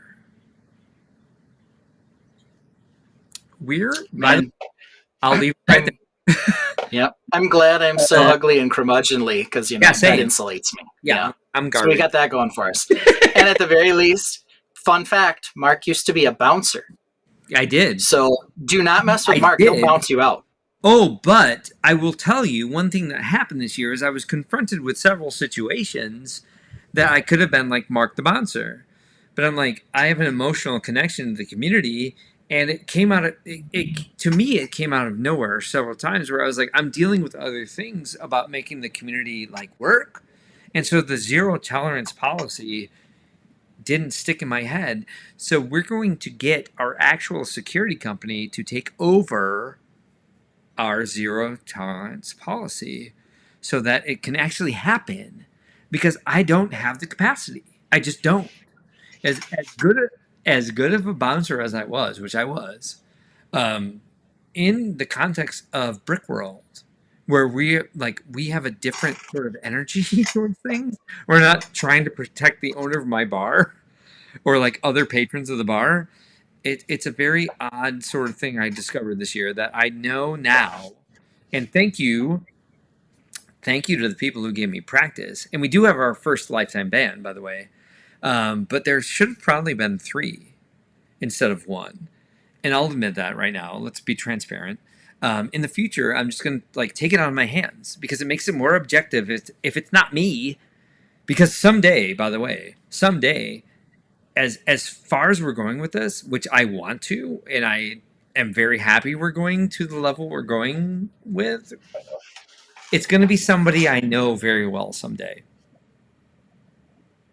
So it can't be me making the decision. So I have to give it to somebody else. And thank you to my staff and my coordinators and all of the new the influencers, especially because they had the pulse of the people all weekend, and they were hot about these things, and they dragged me. They notified me about them going on, and I was just like, I just didn't have the capacity to do what needed to be done, and there's several other nuances to be discussed about this specific incident, but like there was one person banned for life, and it wasn't enough this weekend. There was one that was very, very, very clear. And there were 2 others that were like basically, because I was getting put into it in real time, didn't have like the mental capacity to like see and hear everything that was being said to me, because like when an incident's happening, people are hot about it, and it gets, there was like a rapid fire thing going on about it, and like I didn't hear it all. And our security was there for every aspect, and they backed me up where I said we were willing to go. And like I should have gone further, and it was my first experience. And the previous owners even said to me, they're like, we never had to do this. And I'm like, well, I had 4 opportunities. I had 4 opportunities in one weekend. So like, yeah, you're 13 years of experience before me. Yeah, I can't even take like advice from you because you never dealt with this. And so I had to like deal with it in real time for the first time. And like, I would say I failed in 3 points and like succeeded in 1, but I think the other 3 points know damn well enough that they're on very thin ice. And so success, yay for me. Like they were very scared. I don't think you should ever be afraid of me. That's why I should put security out first. Like the people that we hire as security, like our outside security company, they make the choice. They make the decision and they follow through on our policy because like it's just too close to home for me to do it. For everyone's sake, not just mine, not just protecting myself from making the hard decisions, but making it less political and like Mark kicked somebody out. It's like, nope, nope, he didn't. My security We've can just get people out. we've got to be the only thing we have to be careful of right now is Mm-hmm. that when you and I get so big and my head gets so big that I have a rival on YouTube, they're Yeah. going to try to sabotage me and get me kicked out of Brickworld. I know Well, it. I'm ready for I'm him. I know who it is too. He's already calling okay. you. Okay. Yeah. You have a live stream nemesis. We don't need to say who it is quite yet. But Okay. That's exciting. I'm excited to have a live stream nemesis. That pleases me greatly for some reason. I say let him come up to you at Brickworld. I'll jump in right away. By the way, All right. that is one that would be very easy for me to tackle and take out. And I have no idea what I'm saying anymore. I think we should have ended this like what are Well, the I think yep. before we do, two things. First of all, next week, tell the people what's going on, Mark, for next week's live stream. We're doing Lego Crimes, and we have a special guest who's an actual influencer who is so excited about this that she asked us to put off our Lego Crimes episode by a week because she was busy this weekend. And so next week we're doing Lego Crimes, and we're gonna provide 3 Lego crime cases for you guys to mull over and know that there is crime involved in the Lego world, and you should be very happy about this because I am. And so when I'm happy, you should be happy. Again, I need my sleep. None of anything I'm saying makes any sense. So, Fabuland fan Milwaukee said, "You can remove a Fabuland head and put it on a regular minifig body." Yes, and that's the material of my nightmares. No one wants this. You can also do it on a Belleville body. You ever put a Fabuland figurehead on a Belleville body? No, I would never do that. Because you'll never sleep again. No, only Oh, sick people do that. so Michael Fujiwara, again, someone who I loved that I just kept shouting out his last name every time I saw him and wanted to know who he was as a person. He says Stefan is amazing, which I totally agree with. That's why we gave him the Brickworld Spirit Award. So I've seen his build 3 times in less than a year, Atlanta and Chantilly, Virginia.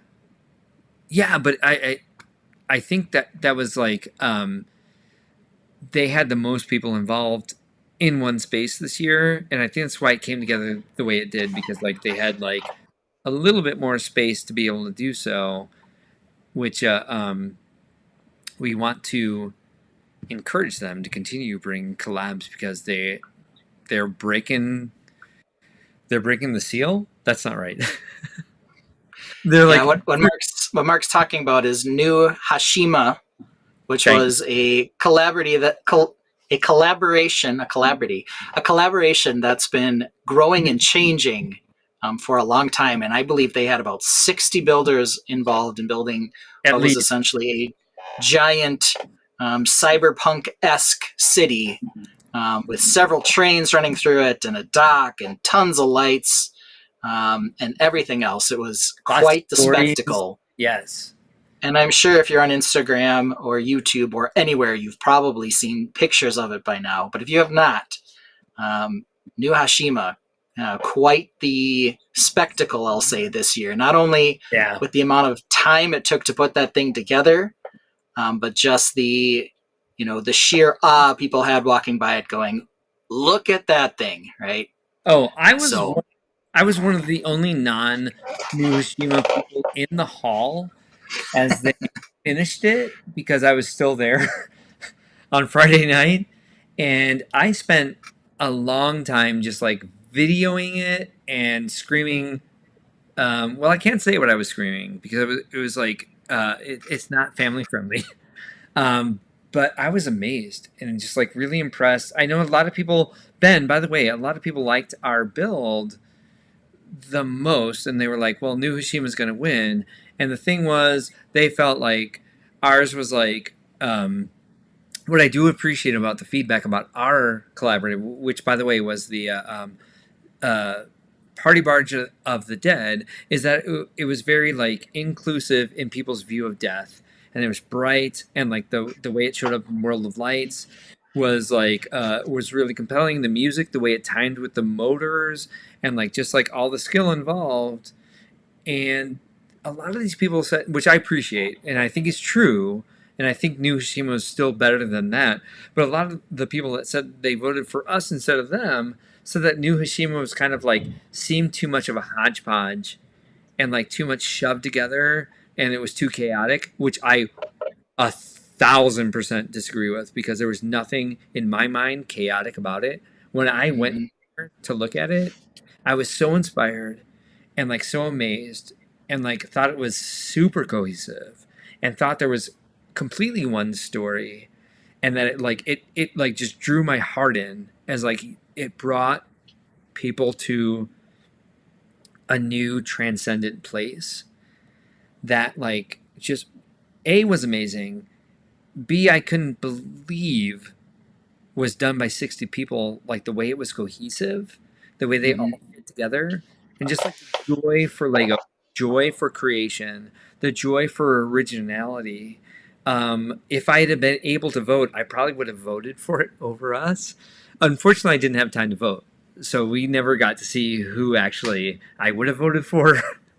But I disagree very much with the people who were proponents for our display that New Hashima was chaotic. I thought it was beautiful and cohesive, and I actually have a bit of footage to share with people for it. Let me see if I can. Come on, hold Yeah, on. I think everyone who said it was too much, I think sometimes more is more, and that in this Yeah. case, that's what I felt about this. I felt every time there was an additional screen showing something, Hmm. every extra story, because I think this thing ended up being what, like, I don't know, 15 feet tall, 16 feet tall. I don't even know. Maybe At that's least an 12. overestimation. Maybe it was only 12.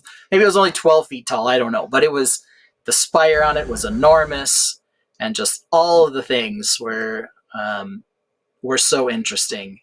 And if you like sort of the cyberpunk type thing, or maybe even like Ninjago City, those sort of modulars to a lesser extent, you would be in heaven just staring at this thing, Yeah, and all the color and everything else going on with it. I definitely They was. had I was they in had their heaven. own soundtrack playing when they were building it. Yeah. It was just a spectacle, to say the least. Yeah, I spent a long time with it, like more than I probably should have because I was trying to run the show. But it was like it was just something that needed to happen. Because you needed to spend time with it because there was a passion that was evident that these people worked together and loved each other and loved the community and loved what they were doing, and it showed. There's no way, and Ben, you and I have more experience with this because we've worked collaboratively for such a long time. There's no way to do this with a group of people unless you trust each other and like truly love each other. And like that showed all weekend, and especially in the way that they worked together and celebrated their success. And like, granted, there were some emergencies. Of course, they took up a lot of aisle space, like where other people were trying to set up. There were some ladder mishaps here and there, but it's like the entire like that process was worth it to let them have the space to do what they needed to do because where else could you do this but at a convention, right? And so like I was trying to take a larger uh view of it here, but obviously I couldn't stop myself from getting lost in everything that they did. I kept trying to pull back, but like there was only so much that I can pull back away from without getting lost inside all of the details they put together. And I don't know, you weren't there. It was the year before Miles was born, but we did Da Vinci Punk in Mm-hmm. 13, and they did a cyberpunk city that year, and I thought they should have won that year, and Wizard of Oz won. But this was like the anniversary of that build, and it was like they did exactly what they intended to do in celebrating the anniversary of this. And I think this needs to be talked about for the rest of time. Like I think this is the moment in the Lego community where a group of people come together and make something that is massive and well done. Because that's the difference. Like you can do something this big with a group of people that is like takes up this much space, has this much height, and isn't compelling and isn't well designed. But they had all of it. They did everything you could imagine. The lighting during World of Lights, like the stories, the way everything stuck together, like just the passion this group had for working together. It's it doesn't exist anywhere else in the Lego community, and it may never again. But I hope it does. I hope it continue. The Lego community is inspired by this, and someone else tries to outdo this, because this is the next level. Like I'm just look at this. The amount of pieces, let alone like the amount of people and minds it takes to get together and do something like this.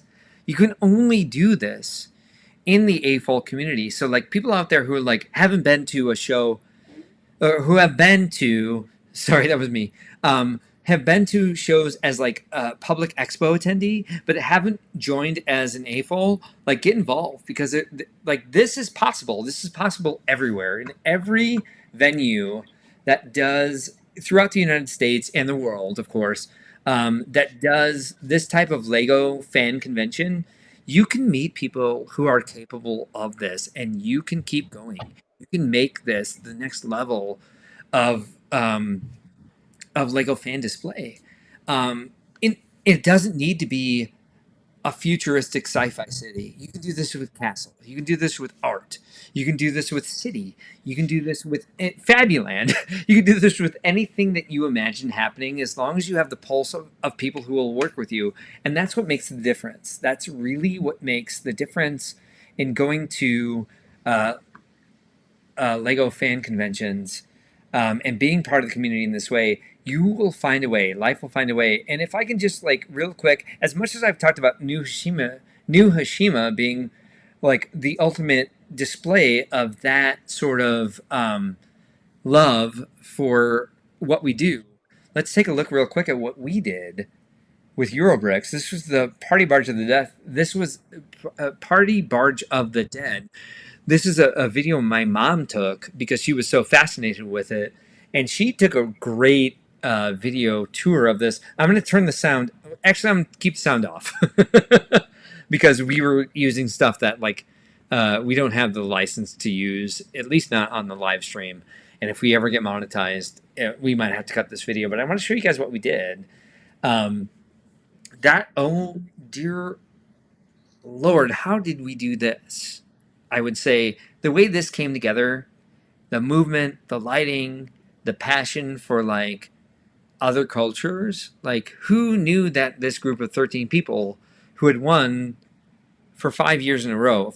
And the only reason I say this is that we worked together more than 5 years to create a group that could actually win 5 years in a row. It's not an easy task. That's why Stefan is amazing for winning New Hashima in the first year, because how do you create 60 people working together on this level where it took us years to be able to work together this well, to create something like this in the last moment, where we had like, it's the Party Barge of the Dead. So we had moving waves, and we had lighting, and we had all this like we had dragons all over the place that were like had this really intricate sculpting.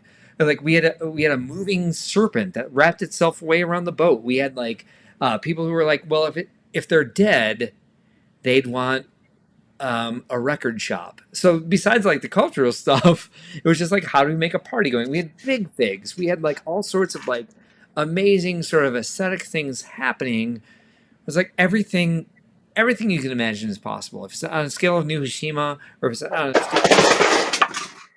Whoops. I'm good. Okay. All right. Everyone's live. if on a That was scale of weird. what Urbex Continue.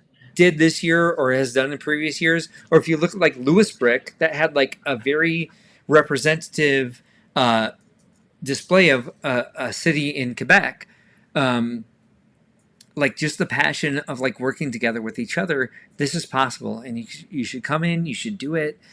And like when we come in with a display like this, coming in second place, by the way, a very solid second place, it's like we buried the first two, buried three other amazing collabs as well.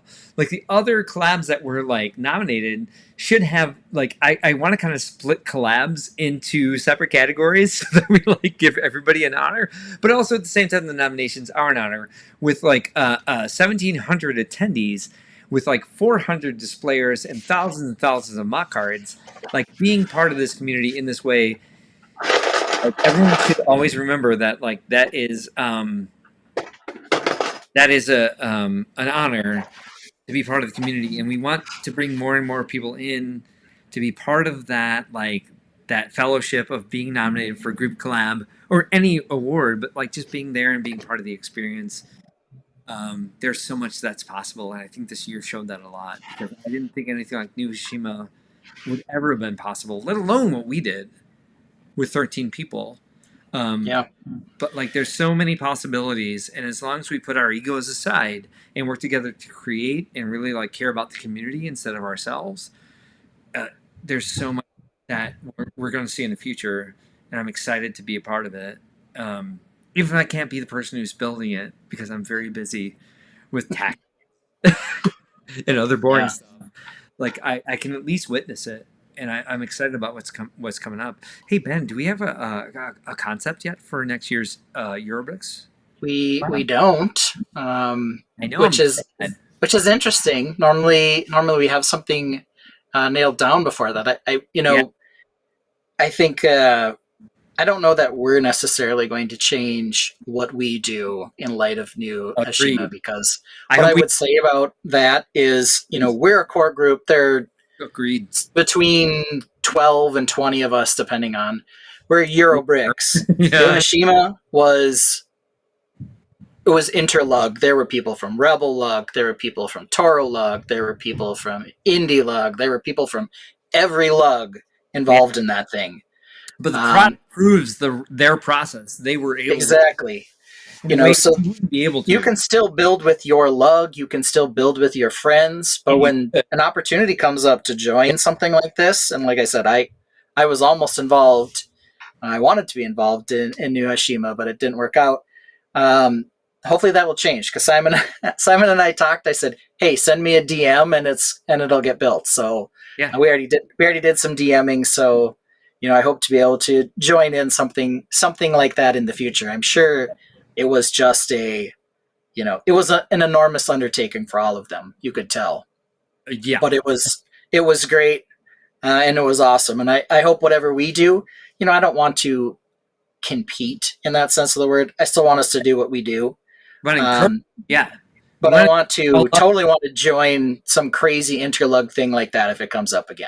Oh, definitely. So That's like I think that's maybe what we should all aim for in the future is like as we see what they were able to do, if we can get separate lugs who have been like competing against each other, like competing side by side in the past, and like making something that's epic like that.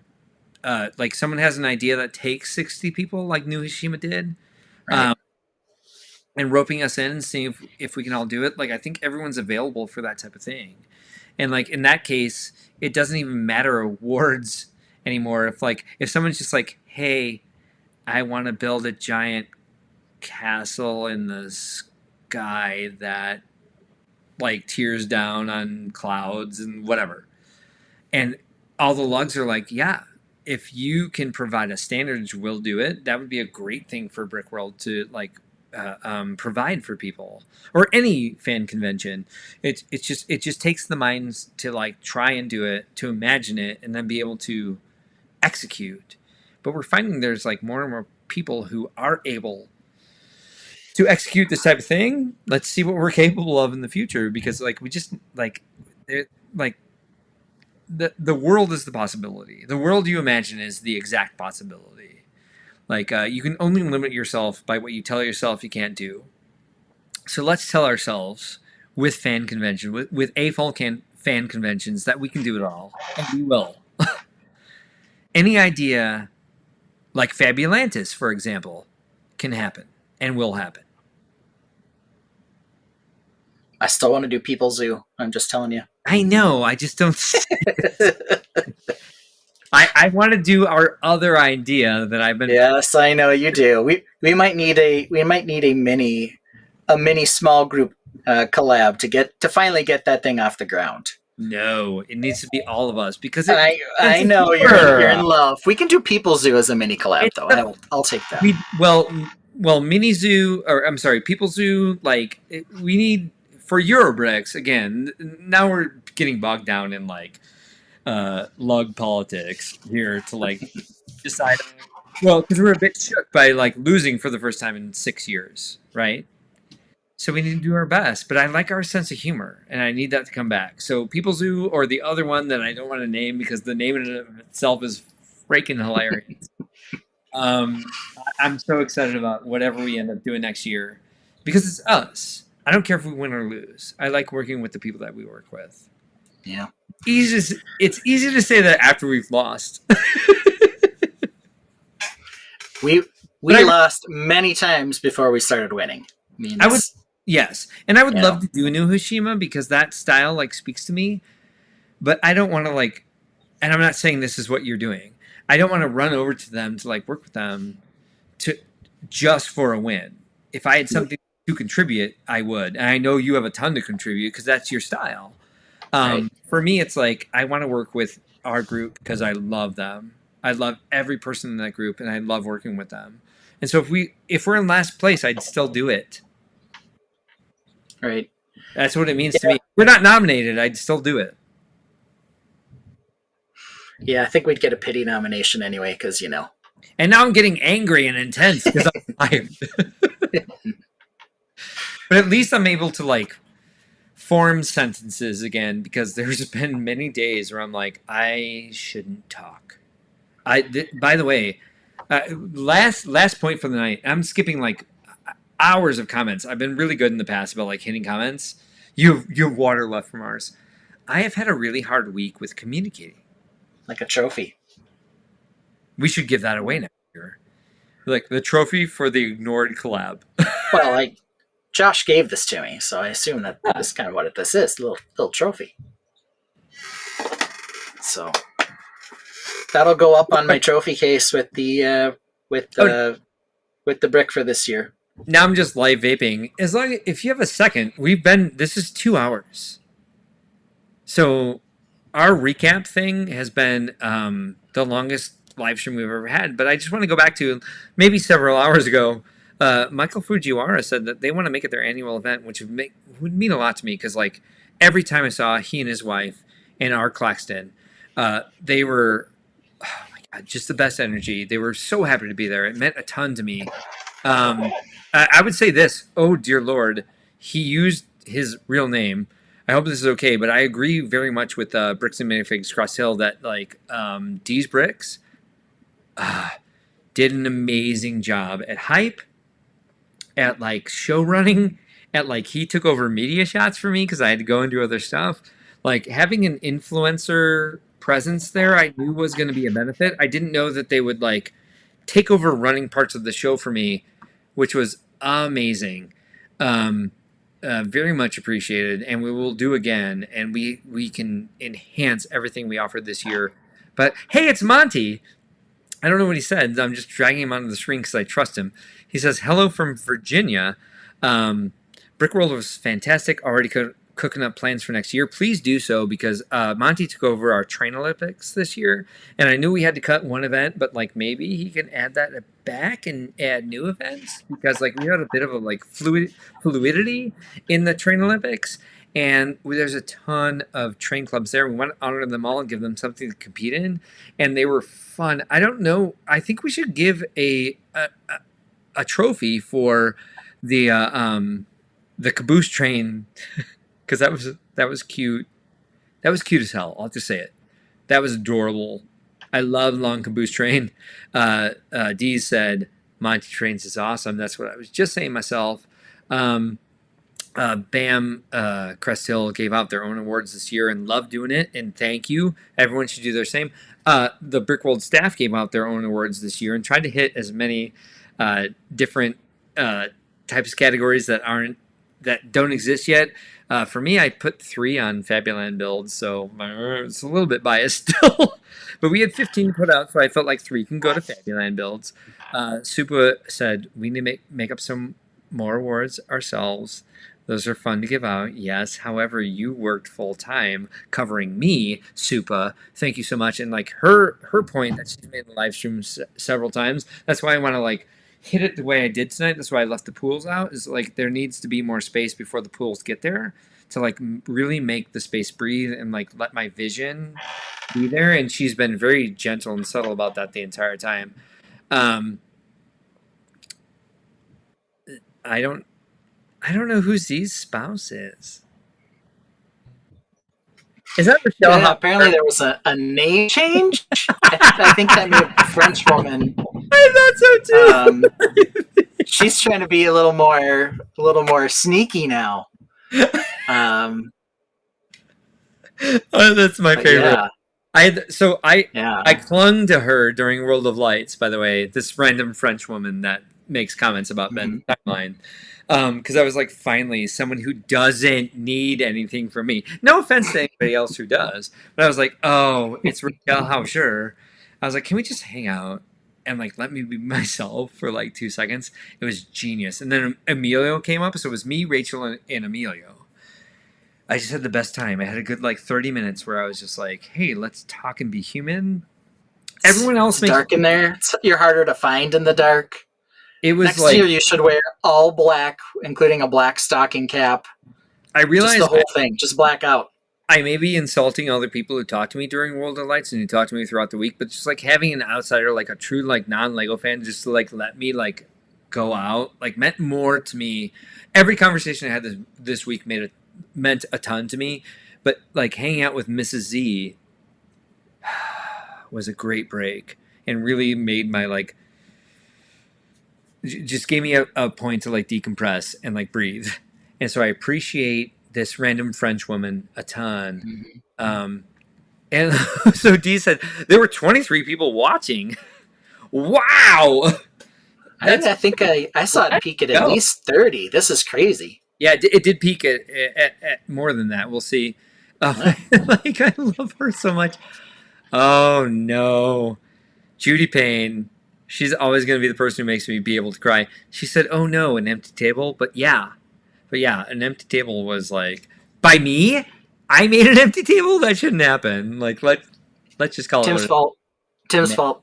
Tim's fault. Definitely Tim's Matthew Sweet came back and said, community awards keep getting more awesomer each year. Gotta look into a 2x4 custom printed tile to leave out to join that party. Maybe I should start hyping our custom engraver and our custom brick printer because they sponsor us already to like, if you want that, put orders in with these people because they're going to be there and make them some money and help them from help them to grow their own businesses. My brain is like kickstarting itself. Jesse. There's no question at all. Jesse from Jesse's Brick Galaxy there and Twin Lug gives us a hey, Jesse. No question. Think outside the blocks definitely needs awards at next year's Brickworld.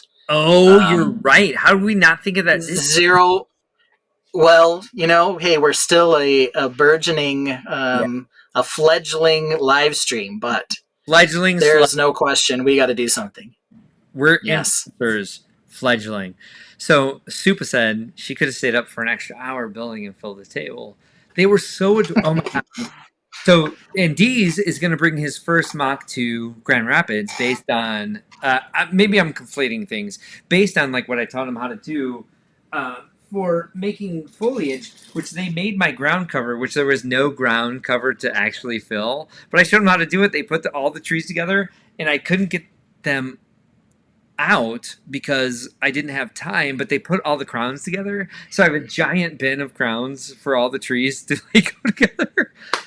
Uh, they said they were there to support me, but I didn't realize what they meant until they were there actually doing it and like lifting me up. Like literally when I was passing out from being tired. That's an exaggeration. That's hyperbole. But they took over everything that I couldn't do on my own, including media shots, including like icebreakers that I developed that I didn't have time to find somebody else to do. They were like, no, we just looked at the schedule and saw anything led by Mark Larson. We were just gonna we have it on our schedule to do for you. And I was like, thank goodness. I could not have done this year and made it as successful, especially with icebreakers for new attendees, which was super important to me without them. So I love me some Superhawk. I love me some D's Bricks. I love all the influencers that were there, but those three, oh my God, always, always have a special place in my heart until I die, which might be 5 minutes from now because I'm dying. Hey, look at this guy. He came from Cleveland. I'm just trying to read these. And here she goes again. This is what I'm talking about. No, they clearly enjoyed building with me until the wee hours of the morning. They were Supa, Hawk, and D's were like the most positive influences I had all weekend that were always just like building me up, building everybody else up. Monica Berry said, I don't know what this maybe there's I think we lost the thread of the chat at a point. Monica said made by Greg Gorgonzola. I don't know what she means, but then she went further to say he had lots of different pieces illustrated. So I wish I knew what that meant, but maybe I'll. I know what it is. Either. That would be the yes. That would be the little stem seed that Oh! Miles got. That was an illustrated Lego piece. Yeah, hold on. I just showed yeah. it. Where'd it go? And there were other ones that I saw out on the floor as well. They were kind of characterized Lego pieces. Yes. Made into an award. So like, the seedling one being the one that Miles got for his concept art, and you got for yours as well. So I would say like that. I knew exactly what it meant. I would just like I would warn him that like other people's egos are so fragile that they might be insulted by it, but also at the same time, it's so to me it was so encouraging. It was like, yeah, you see that it was a good idea, and I should let it grow. It was like a good idea, sort of like brick. Where it was such a gentle way to say it, and so pretty because I love that piece. I had mine out here. I want to show it again so that we know what Monica was talking about. But I'm a mess, you guys. So let's move past Monica's. Okay, this is how I'm feeling. Building was awesome, but his poor liver is finished. Yeah, that's another aspect of Brickworld. Oh, I don't think it was. It wasn't long at all. So Michael Fujiwara asked, "How long did it take for Stefan and the crew to take down New Hiroshima?"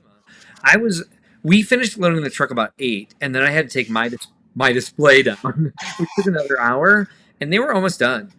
So we're typically out of there at the latest at like 10 or 11, and they didn't threaten that at all. They were worried about needing to stay there until 1 or 2 in the morning, but the entire crew was there in the lobby hanging out.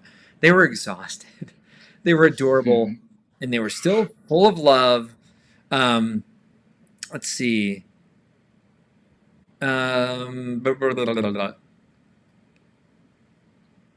Oh, so we had a lot of internal conversations in the chat, which is cute. I won't bring them up now. I'm just trying to get the thing.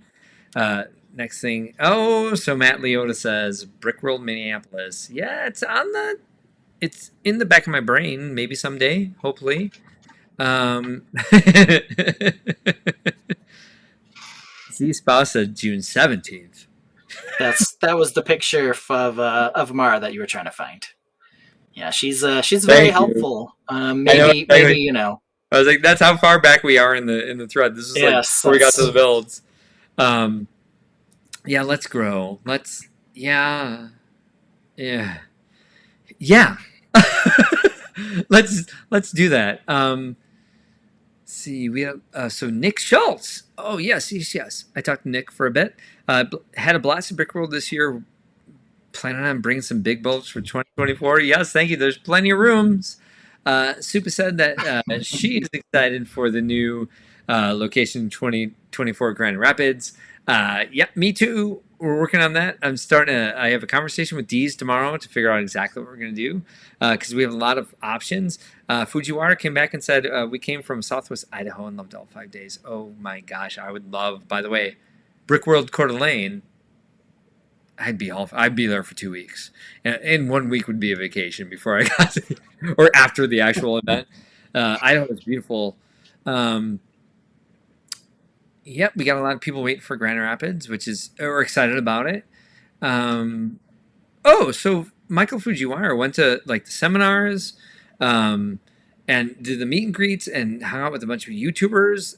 That's great. I'd love to hear your feedback. I hope you filled out your feedback surveys on the app, and did your Lego survey that we sent out. Anybody who hasn't gotten it yet, if you were an attendee of Brickworld and haven't seen the email, we would love for you to fill out the actual official Lego survey. They love to see a lot of responses and they grade us or whatever. Um, I'm okay with a high grade, but I'd rather hear your true experience. So give us your most constructive feedback because we just want to like build and change things that people didn't maybe experience that might have pulled them out of a great experience. And so be as constructive as you can. I don't care where my score is with Lego. I want to know what you want changed. To be completely transparent. Wow, I'm not even halfway through the comments for tonight. Do you have time for this, Ben? Oh, I've got all night, but just make sure that you stay alive. I do want to add, Yeah. jumping down to the end here, Judy Payne, another vote for Minneapolis, of Fair point. course. I needed to call out that Michael Fujiwara went to a White Sox game. Thank you for not going to a Cubs game because White Sox is where it's at. Thank you very much. And all you guys who come to visit Chicago, yeah, experience the Cubs game is part of the experience. That's great.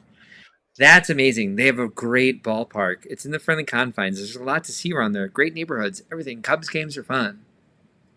Go to Sox games. You win a point with me. D's Brick says that Grand Rapids is going to be fire. So what we're doing, like our expos are usually 2 days. They're just public days, so you don't get like all the experience that you get with Brickworld Chicago. Um, and we have a bit of a different like pricing structure about how you are invited to display and like what we do to get like people there. But I think what we're doing for Grand Rapids, we haven't opened ticket sales yet.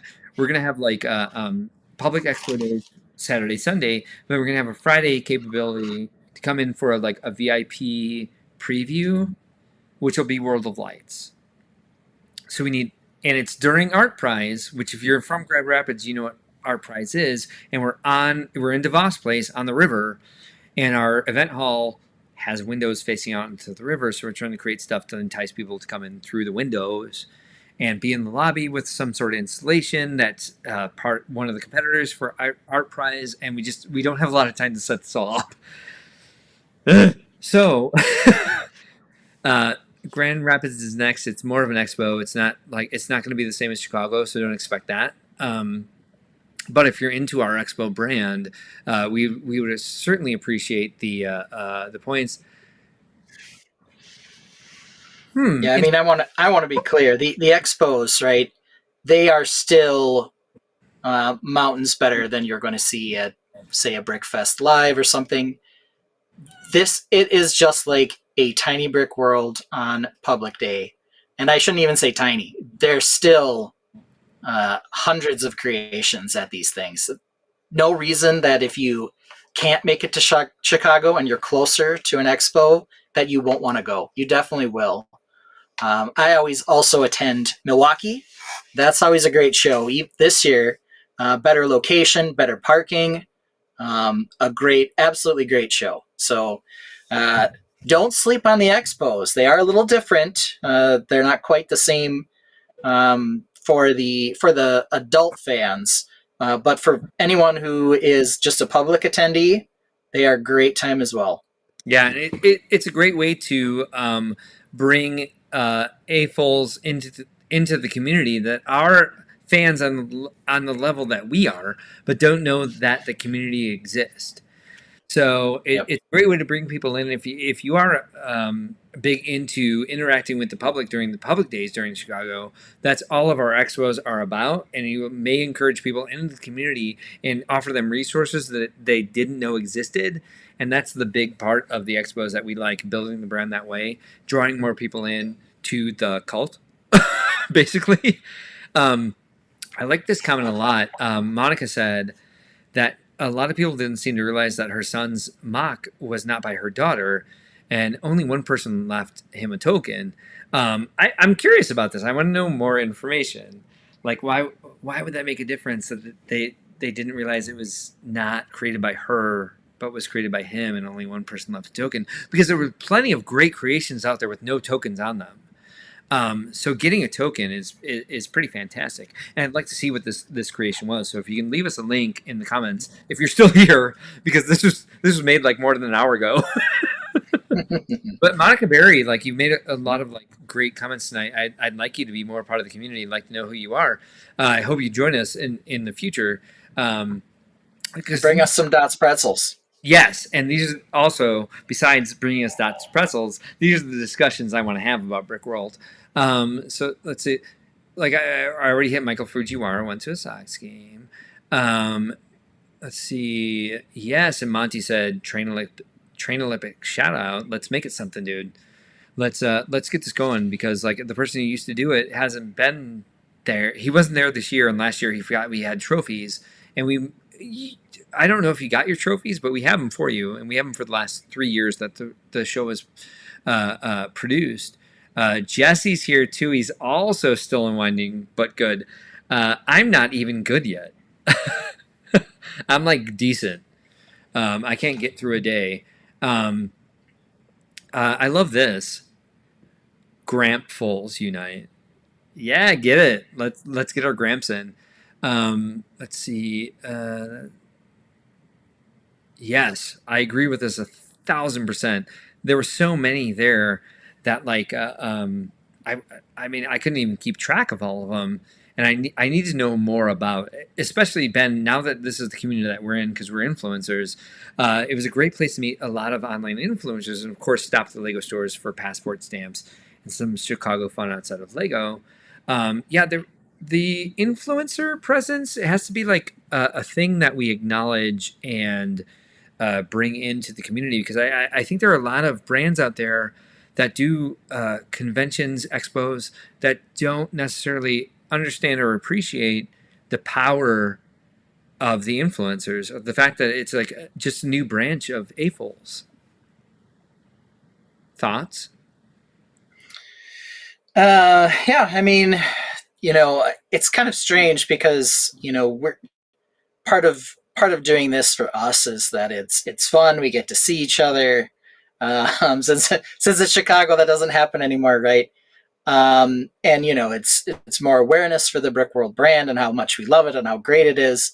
Yeah. But yeah, I mean, there are lots of people who have been doing this longer than us.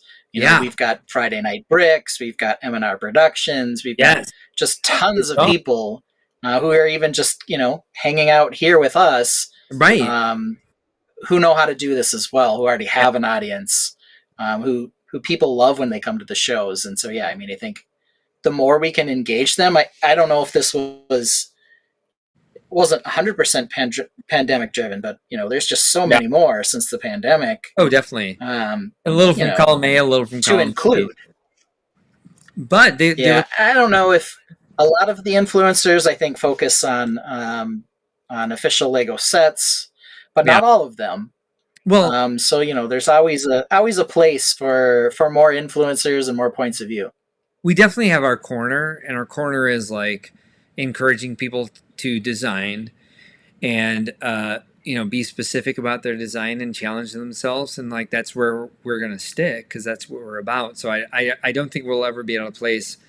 I don't plan to. I don't think you do either. Of like trying to draw in like the Lego influence and like be given advanced copies of sets and like be that part of the community. We're Brickworld focused. We're AFOL focused. We're That's not us. Exactly. And if we only ever have, if 44 viewers is our highest ever, I think we'll just keep continuing to do it on this basis. It helps me keep building so that I actually have something to show at Brickworld that's actually done. I love this this comment here. The Fold was great. Ben, did you guys go see the Fold? We did not, though I think had my son had more knowledge of who the Fold was, he definitely would have Yeah, drug because me to it. you guys are big But Chicago fans and you watch the series. yeah, we did. Yes, he loves Dragon Rising out right now, for Ninjago. But we did go to the comedy show, done Oh, at what'd the you think? Field Building Test, of course. What? How We've was? gone both years. Yeah, and Last year, my daughter got tired, but if you're a fan of Whose Line Is It Anyway, or any sort of improv Olympics type thing, it's great. And what I appreciate from the people who do it, it was pretty much the same crew this year as last year. I think it was all the same faces. They either are or are very good at pretending to understand the AFOL community. well, and they get Um, they're there. They go around and talk to people to try to understand more about what we might find funny, or like just understand the community yes, as in general, to like to make it part of it. Which some people last year felt patronized by, but but I kind of no, started that feedback where I was like, no, what they so last year they took the feedback they got from the people that they met, and they did the haunted house game, which is like blindfolding people and putting obstacles in their way, and that it's a yes. fun improv game. But what they did last year, they played the haunted house game, and the obstacle was they dumped a bunch of loose brick on the stage and made them walk over it. They did that this year too. They did it again. It's a Okay, little different, but yes, yes. yeah, And I they took it like champs. yes, It's true, they did.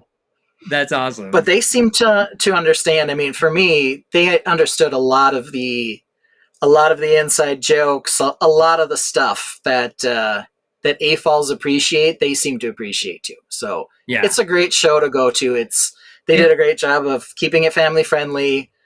My son shouted out bacon as a suggestion about 40 times when they were asking the crowd for suggestions for things, and it was actually used. The good. currency to buy the Goat Market set presented by Harrison Ford was paid for only in bacon. So yes, it was a great time. I heard the Fold was excellent. Me too. Maybe something that, if we have another opportunity, or there's another concert type event with Lego Ties next year, might be something we're interested in. They were But yeah, insane. those events were great. And that's what made everything, like the minute they started, they were so happy to be there. They drew everyone in. So anyone who was anywhere near where it was starting was like, "What's going on here?" They love the Lego community themselves, and they're local to Chicago, so people should know them. So if you were a general public ticket holder, you had the ability to go. We tried to communicate that as best as possible. We'll do better next year because I think we can get a lot more than the 300 people that were in there. I think we can really fill that room. So there's a lot of Fold fans around Chicago. There are a lot of Fold fans in just like the coordinator team. People were like, "We're super excited about the Fold being here." That's how it happened. So I was like, "I don't think we need concerts." I'm like, I don't know why one of our coordinators, Bam Crest Hill, is like trying to be all like trying to like get a concert in here. That's not what we do. It's just like it's just outside of what we offer. It's just this is crazy. And a bunch of coordinators are like, "No, I really want to see the Fold." And I was like, No, that "Oh, okay. yeah. Well then, I, we'll I keep think I think trusting they were Ryan." right on this one, right? Yeah, they're The no. more Ryan's right events, about a lot. Ryan the did the better, right? Yep. too. Sorry, didn't mean to Right. interrupt. Go ahead. I mean, I think that's it. I mean, the more opportunities we have for things that aren't just mocks, but celebrate Mm-hmm. Legodom in general, Mm-hmm. um, is part of Brickworld. I mean, you've done film festivals. A couple years ago, we showed a documentary on Lego that was coming out that we got to pre-screen. Yeah. I mean, there are Which always people these from the interesting opportunities. yeah, totally. Yeah. And We one thing even I'll had some of our AFOLs who attend the show in the documentary. I mean, it was exactly. crazy. So that it was easier for Yep. people to watch it for that. But like, if you have a screening of something like that, yeah, make it part of it. Make it part of the show. One thing I'll say for the Fold is they got going a little bit late because we had their sound technician. We had a conflict for timing.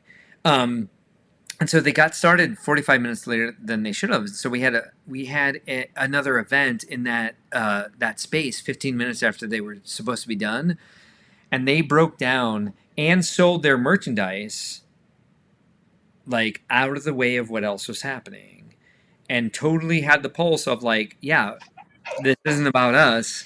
We know there's other things going, and like super professional, like, but also at the same time really fun, and like just like knew where we needed to be, and like got themselves where they needed to be to make the rest of the event happen. Like great group of guys, like really great group of guys, and we want to have them Yeah. back. And like we hope we get more people to the concert next year because they were a lot of fun. Um, This I want to say the one thing that's crazy right now. We're now at 2.5 hours this week when we weren't even sure we'd I have know, enough I energy to know, do a show. I know, But I think part of this is, the energy coming off everyone who enjoyed Brickworld sticking around. We still have people I in know. the chat watching the stream even at this point. And I think Michael Fujiwara just made a really great point that I think like the influencers led by D's Bricks was an integral part this year. It would not have been that event without them. So my thing of like, let's bring them in slowly. They were like, well, hey, you gave us a window. Let's show you what we're actually capable of. They made it a lot. So I'm going to try to like go a little bit faster through these. Yeah, Supa says she had never heard of the Fold until Brickworld, and it's like they sounded pretty sweet. I had the same experience where I knew what they were because I had been talking to them about getting them there, so I'd listened to their music. But live, I don't. They were cute, like they were really fun, like they really knew how to draw the crowd in, but they just enjoyed doing what they do so much. I think they draw anybody in, like a really kind of like harmless, fun heavy rock sound. Like if I had time, I'd have been in that mosh pit with all the other kids. Um, so Monica Berry lost some cash. How Monica, how much did you lose? Because like we had some lost cash. We're giving it to charity, but if it's the amount that we found, I will certainly get that back to you and still donate the same amount to charity at the same time. I thought it was mine because I had just gone to the ATM when somebody picked it up, and I was like, oh wait a minute. So I was trying to like tip out our dockmaster. Um, yeah, seriously. Yeah, and Go and ahead. uh, and Mark, you did meet Monica at the show later. I A thought. message from her. She built the Rainbow Family tree. What? That thing Oh, that thing was crazy. My wife has been showing that to many people, saying this is an actual family tree. She's Monica. so excited about it. So Monica, you need to come back. I love that. I love that a lot. I love the representation. I love the build itself. It's just like a great energy for inspiring people, being part of the AFL community. Monica, I would love to have you back. Please join us every year. Make it your home show. Hey, look, here's the guy I was talking about. It's Dave. It's Dave's Brick House. And he attended for the first time this year. He's excited about coming back next year. But that was the guy who was super geeked out about your computer. yes, I did meet Dave. Good. Yes, Dave he was didn't bring me any dots, but I did Dave, meet him. Dave was very happy. Dave had a smile on his face and in his eyes every moment of every day, and we definitely want him back. And he was one of the people that was like talking to me like really excited while I was getting ready to go on one of the live media shots, and I was like, I'm so sorry, I have to go like be live on TV, but I just wanted to keep talking to him. Like I had to go promote the show on live television, but I've got to keep the lights on, but I was like, come I'll be back. back in a minute. And I thought he'd be there when I was done, but he like took off, and I was like, he didn't need to like run away. I'm like, I like it was just like just Wow. a moment I didn't have to be able to talk to you. Michael Fujiwara is encouraging me to breathe and relax. I'm like, I just don't have that mode. Like you'll have to sedate me if you want that. so, so just back to our previous conversation with Matt. He says he did see that, just not then. Yeah, I was probably running around with my son. So if he stopped by the table, I'm sad I missed him. Maybe I'll make it to a Twin Lug meeting. Maybe we'll see. No Um, guarantees. Yeah, no guarantees. Um, But you can always see me on the live stream, of course. I know Soup is back in here. Like I adore Supa. She's one of the first people that I like got a short temper with because right, not the last. I try so hard not to do this. She was running one of my events, and I was like, oh, I'm like, what are you guys waiting for? Why haven't you started? She was like, well, we just had some questions and like blah blah blah, and she wanted to know the rules of the event, and I was just like, it's based off playing cornhole. And so I was like, are you serious? And like, oh my god, I immediately caught myself. And she was just the sweetest. She was just like, "Yeah, I know the rules. I just want to make sure that everything so patient." Like, where if she was me and I were her, I'd have been like, "Hey, I'm helping you. Don't be impatient with me. I'm just trying to make sure it's done right." And she just kept going further into like, "How can I help you?" When I was being, let's call it a true butthole. First year in Chicago, she has so much inspiration to build. 2024 will be spectacular. I will say it only if Supa's agreeing to be there and help on the level that she helped this year. And we'll on the level, maybe less, because I feel like she could have had more fun if she wasn't being asked to work for me the entire time. Ryan came back in and said, definitely let the full know that they had a good time. They really enjoyed the crowd. Good, good. I was hoping they had a good time. They seemed like they did. I want them to come back. So they knew what they were doing for hyping a crowd. Dave came back in, super motivated to do more building. I hope you all are. Let's see if I can get, because I'm still like just over halfway through. Hey, look at this. Here we go again. Monica's jumping right back in on the what's it called? The pun train. What kind of mine? Gouda? Is this a moon is made of cheese joke? Gouda mine. Gouda mine. It's a Gouda mine. It's a Gouda mine, Mary. Monica, you Goo missed. Apparently, you must have missed it. Yeah, On this moon, there's goo to mine. Gouda mine. Mine. And what does that mean to you? What's that mean in German? It's an existential philosophy thing, right? Correct. Yes, it's kind of like, we climb it because it's there. We came, we saw, we conquered. We are at the space base to mine the goo. We are here because there's goo to mine. So YOLO X, this must have been quite a while ago. He said, "May this not be with you." And he said, "Whoops, I missed it. Loving the platform and support." So that's how long ago these comments were made. Which I agree. Different kind of support now that we need. You know what? I do agree with him here. And emotional support. I don't know I think because it's in the background, I think you should make a pink spaceship to sit on that because it'll really complement the rest of the colors there. Because you have coral on the bottom, you got blue and things, you got yellow and things, it's all gray. I think a pink spaceship would be your just put pink where orange normally is because that's your aesthetic. Yeah, I think that's the pink Cadillac from one of the modular builds is at Corner Garage, and it looked like it was hanging out on my platform. I'm gonna, if I'm gonna become a serious live streamer with serious live streamer fans, I need to work on this background. But that's another after Brickworld issue, kind of like my kid's cat.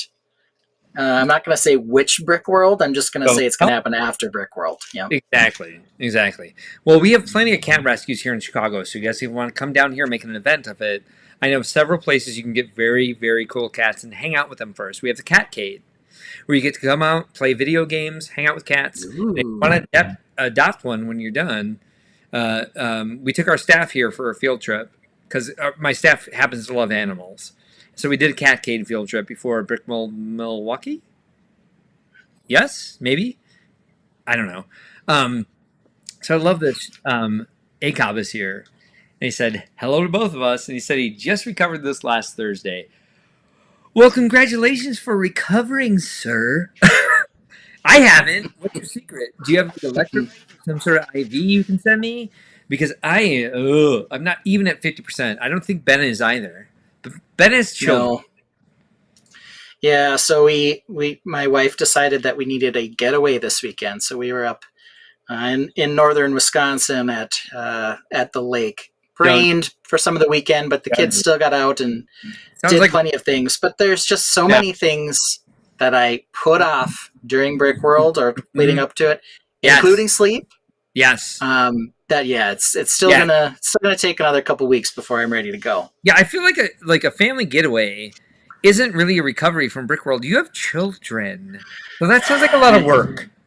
I know, but my wife needs a recovery as well, right? Yeah. And then She she also needs it, go. and that's recovery for her is going to the So lake to hang out with her parents. we have So doggy daycare and kenneling. Is there not any sort of like toddler daycare or kennels? my children From a are toddlers. I want to throw that out there first nine, of all. they're like what 10 and 7. You nailed it, 10 and 7. Yeah, but But there should be it's kennels for them, right? oh, Mark. Family brand live stream. I'm talking about kenneling children. I am joking. I'm You're talking definitely. about kenneling my children, so that makes it okay. If it was Yeah, someone else's they're a children, then handful. it would not be. But Miles was like super respectful on the live stream. I was like, "Who is this child I'm talking to? This is not the rebellious Miles I know." He was being all polite and like Hmm. formal. I was like, "Miles, be yourself, buddy." Yeah, you need to find a sitter to have an actual getaway. Yeah, I'll just get Ryan to come over. Yeah, apparently. So I love this. Patrick said there's awesome builds at Chicago this year, and he's already planning for 2024. That's what we're doing here. So starting 2 weeks from now, because next week is Lego Crimes with a special guest, an actual influencer is going to be here, and then after that we're going to hit the mocks right away. I'm Yep. ordering parts, Ben, already for the mocks for that. We got Um, to supersize this guy. We already know that. Got to work out the space a little. I've got other ideas that some of which might be too good for the live stream. We'll just have to keep the reveal for Chicago, but there'll be plenty of things for us to build and talk about. I'll also say, Patrick, on that comment, double down. Patrick also voted later in the comments for Brickworld Minneapolis. Just throwing that out there. okay, fine. We have a lot of comments about your build, and it kind of got like it's been a while, but they were suggesting different proportion things, and then we got the people suggesting that I should go to a larger space to test out my display, um, and we have. By the way, I just want to give him the space for it. This is true, and he does a lot more for the community than other brand. Uh, um, what do you call them? Franchises in our area. Crest Hill has. He loved. I grabbed the wrong comment, but Crest Hill bricks and minifigs. And thank you for that. And I call them sets, not kits. But I did put a lot of work into those boxes. Crest Hill bricks and minifigs, like they do a lot for the community. They have events. They had the Fold play at their store. They have quite a large space down in Joliet/Crest Hill, um, and they have a live stream every week. They're very much in touch with like the Lego fan community. That's their brand there, right? So if you don't know Ryan already, I would highly recommend that you watch their live stream on Friday nights. That you go check out their store. They're about building the Lego fan community more than Brickworld is capable of because we don't have the time, and I want to be on that level, and that's why Ryan's part of our team. But like, definitely check him out. If you're in the area here, he is a. It's late enough at night that I can say this on our family live stream. Ryan Linsner is a badass of the Lego fan community. Uh, and look at this! Michael Fujiwara went to a Sox game on Monday night too. Thank you. Keep supporting the Sox. It's a better ballpark and a better team, and less annoying fans. I'll say that much. Um, da, da, da, da, da. Oh, Hawkeye Lego Man said that he was up till 2 a.m. When? What night? Because All of them. 2 a.m. was an early bedtime for me. Mm. There was so much freaking going on, and I should not put again, Hawkeye Lego Man is the guy who invented the Brickles, designed the Brickles, and made our amazing mascots, and inspired a lot of people with those this year. And we'll see a lot more from them in the future. Oh my god! Here's this. Oh yes, thank you. Yes. So we lost part of our Lego delivery this year, which was like part of the sets that we had available at check-in, and part of our parts order for the exclusive event kit. And one of the things that I ordered was extra pieces for my build, and they didn't come in. So they gave me the light, like the tan 1x1 rounds, and they left out the dark tan 1x1 rounds, and that's what's really going to make that look more cobbly. And I just don't have them. I can order them through Bricks and Pieces or Bricklink, but I'm like, I ordered like 4,000 through Lego. I'm just waiting for them to show up because I do want that, because I think it's going to enhance a lot and like get rid of some of like Ben's problem with like the vineyard being non-organic, look like make the posts look more like non-organic, which I'm going to revisit entirely and try to make those stone in the next year. But also the path, like I agree, it needs like more texture, like more colors. On site, oh, look who it is. It's Cornelius Murdoch. Gary Connolly said, on site? Not Mark. Agreed, but it just can't be anymore ever again. Yeah, it's great to see Gary this year. He's got a comment lower down that we'll have to talk about when we get there. Yeah, let's get there. Bring it up. Great to see Gary. Yeah, the very last comment, Gary mentions that I probably won't be able to bring the same amount of stuff this year as next year as I did this year, because I no longer have the door that was required to carry the back of the boat in this year. It was sitting in the loading dock when I left. I was loading up the truck and I saw the door from your face. I was like, oh my god, the panel door from Ben's house. Door. It's just loading dock. No one even threw it in the dumpster. Did you take it home with you? I just left it there. You let me know if the venue has a problem with my 6-panel oak door that I left there. But I guarantee you they will not. I love that it's still there. Yeah, so we showed the party barge of the dead earlier. In order to carry in the stern of the boat, which is what I built, I had to place it on top of a 6-panel oak door, and 4 people carried the door in, and it was not a light door, I will add. No. Into the hall, but I took apart the back of the boat when we left. I no longer needed the door, so the door stayed in Chicago, but the Lego came home. So yeah, good call. I mean, so I do want to, like, as long as we ran over all those comments, because it would have taken me all night to go through all of them. And apologies to the ones that we missed. I know we were missing them in real time as we were looking at our builds. My brain doesn't have the capacity to do it all. I'm sorry. It may next week. It may not next week. I'm going to guess that it still won't next week, because it's a very busy week. We're going to try to put Grand Rapids together. By the way, if you're in the Grand Rapids area and you want to be part of the Grand Rapids show, we're trying to create a hybrid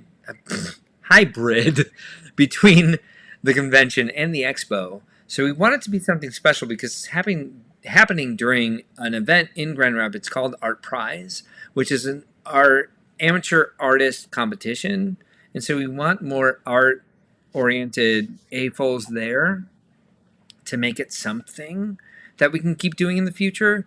But we don't know if that's possible or what it is yet. But if you have ideas, we'd love to hear from you, and we'd love to help develop that idea with AFOLs who have that idea in mind. So please hit us up at contact@brickworld.com if you have ideas for what we can do for Brickworld and Grand Rapids, knowing that we want to be art focused. Again, it's a very different sort of business model, so I'll explain it to you if you hit me up and let me know what you want to do. I'll tell you how it's different from the actual convention, how our business model differs, and it may give you more incentive to be part of it. And I'm not going to say any more than that, but I just want to go through. I got to spend time this year where I was not allowed this last year, as an AFOL. So I got out there with my camera. So I want to show you guys like what I saw this year and what meant stuff to me. So I'm just gonna like draw you through these. And as we're going through these band, if you want to say anything else that you experienced about this year that means something to you that you want to express to our live stream, I'd love to hear it. Yes, dogs. Very popular this year. Lots of dogs. People love their dogs, right? Oh, Playbrick. That's my family. That's Matt. That's Matt's brother-in-law and niece and nephew. They worked Nice. all weekend. They worked Playbrick, and Alan is a sergeant from Mizzou's police, and so he was our internal security that supported our external security. He did quite a lot. He caught a lot of things for us. I won't even get into, but like Ryder and Bella are right there. His niece and nephew. Charlie's behind Alan, but they worked Playbrick all weekend. And so we agreed to like pay them in shifts, but they never left the table. So they engaged with other kids. They took things down. It takes a small army. Look at this. So this Modulix, I forget her name. And I wish I knew it to say this, but like the stuff she does with Modulix and like just like that aspect of the Lego community is like quite a wide. It's a wide breadth of like how to appreciate the history of Lego, and she does a lot of amazing things, including the Modulix workshops. I'd be interested to hear in the chat if anybody was a participant in her workshop, what you thought of it. This Ben looks like Pico. the Elven Gate at Moria. Uh huh. Just a absolutely beautiful color. I didn't even see this build. Lovely. Isn't it? So outside of the pictures I'm showing, you don't need to like riff off of that. Karen Murphy was her name. Thank you, Monica Berry. Karen Murphy did a ton of like Modulix stuff this weekend. So ignore the visuals on your screen. Just like share with me your experience this year for Brickworld that felt different to you. I have several things, but I own the company, so it might Yeah. be as profound. Well, I mean, I think it's, for me, probably the big change was, well, I guess there's kind of two things. One is just the sheer number of attendees and new creations. Almost everything I saw was different and new. Um, so much more so than in the past. But probably the bigger thing for me this year was trying to be both an adult fan of Lego and a parent at the same time. I love And that. getting some of the, balancing some of that aspect.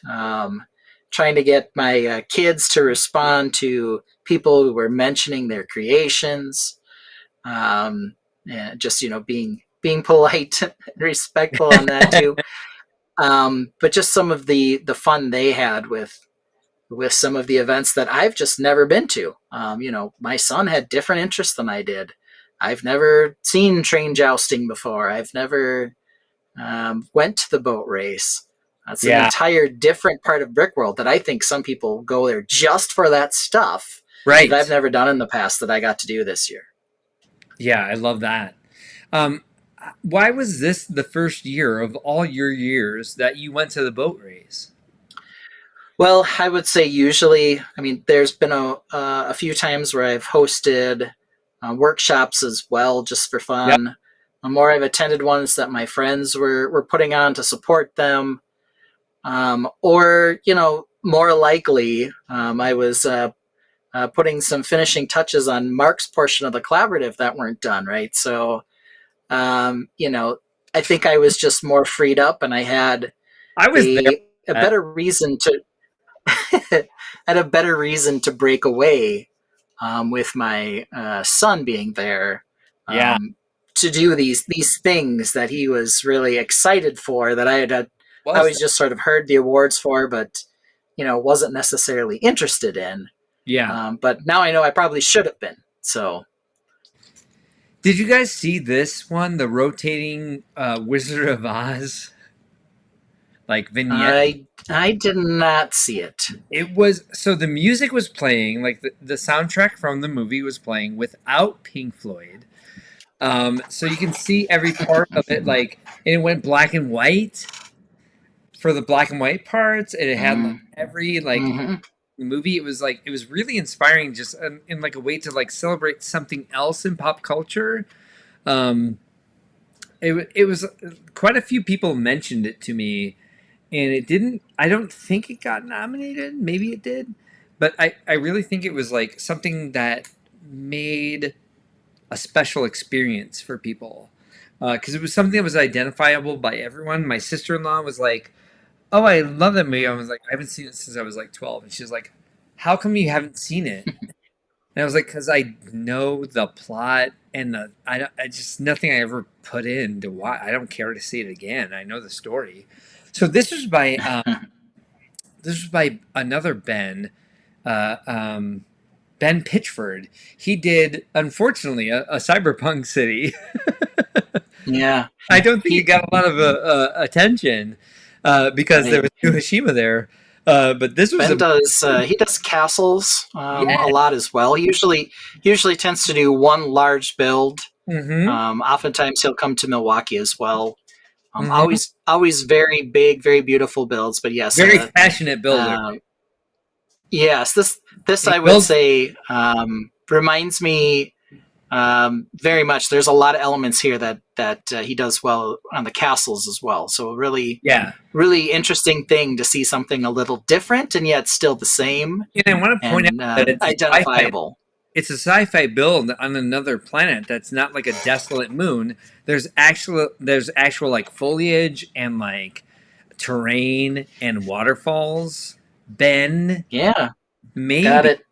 maybe the the goo cooled space station computer. I really like this. And by the way, there's The Ben train, working on it the as I. terrain's still not yellow or coral though. It's still mostly It's very dark earthy. gray. Right?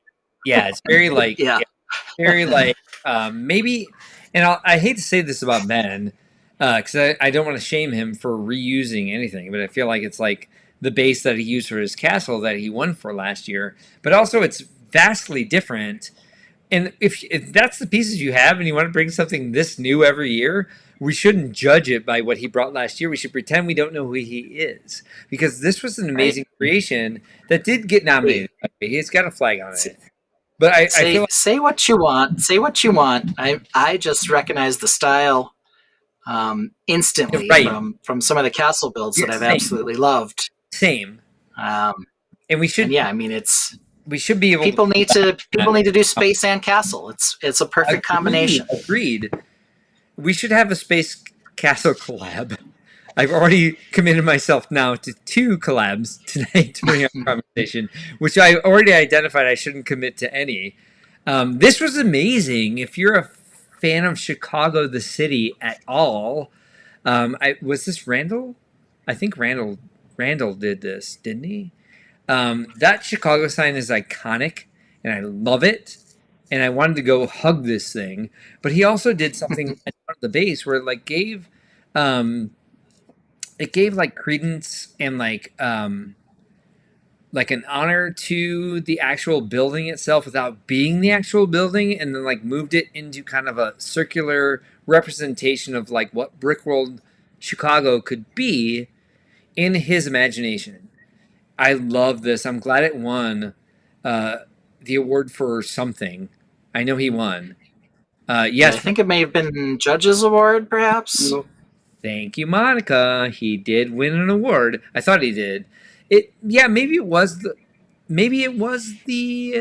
judges I don't award. recall, but Totally deserved, and it deserved an award because that's a pretty skilled build for that sign. If you know it, if you live in Chicago, if you've ever been in Chicago and seen the sign, oh, it's genius. I love it. I love it very much. Let me get back on this screen. Um, there's the bottom half I was talking about, where it's like a fantasy idea of like, what if this theater existed for the sake of Brickworld? Look at all his little tokens down there. The centaurs in the door. He's got aliens in there. Love the mind of the person who built this. And knowing separately that it's Randall, Randall has amazing energy for our community. If you don't know Randall, you should definitely introduce yourself to him next time you see him. Um, that so this was like the reconfiguration of the Whislug build.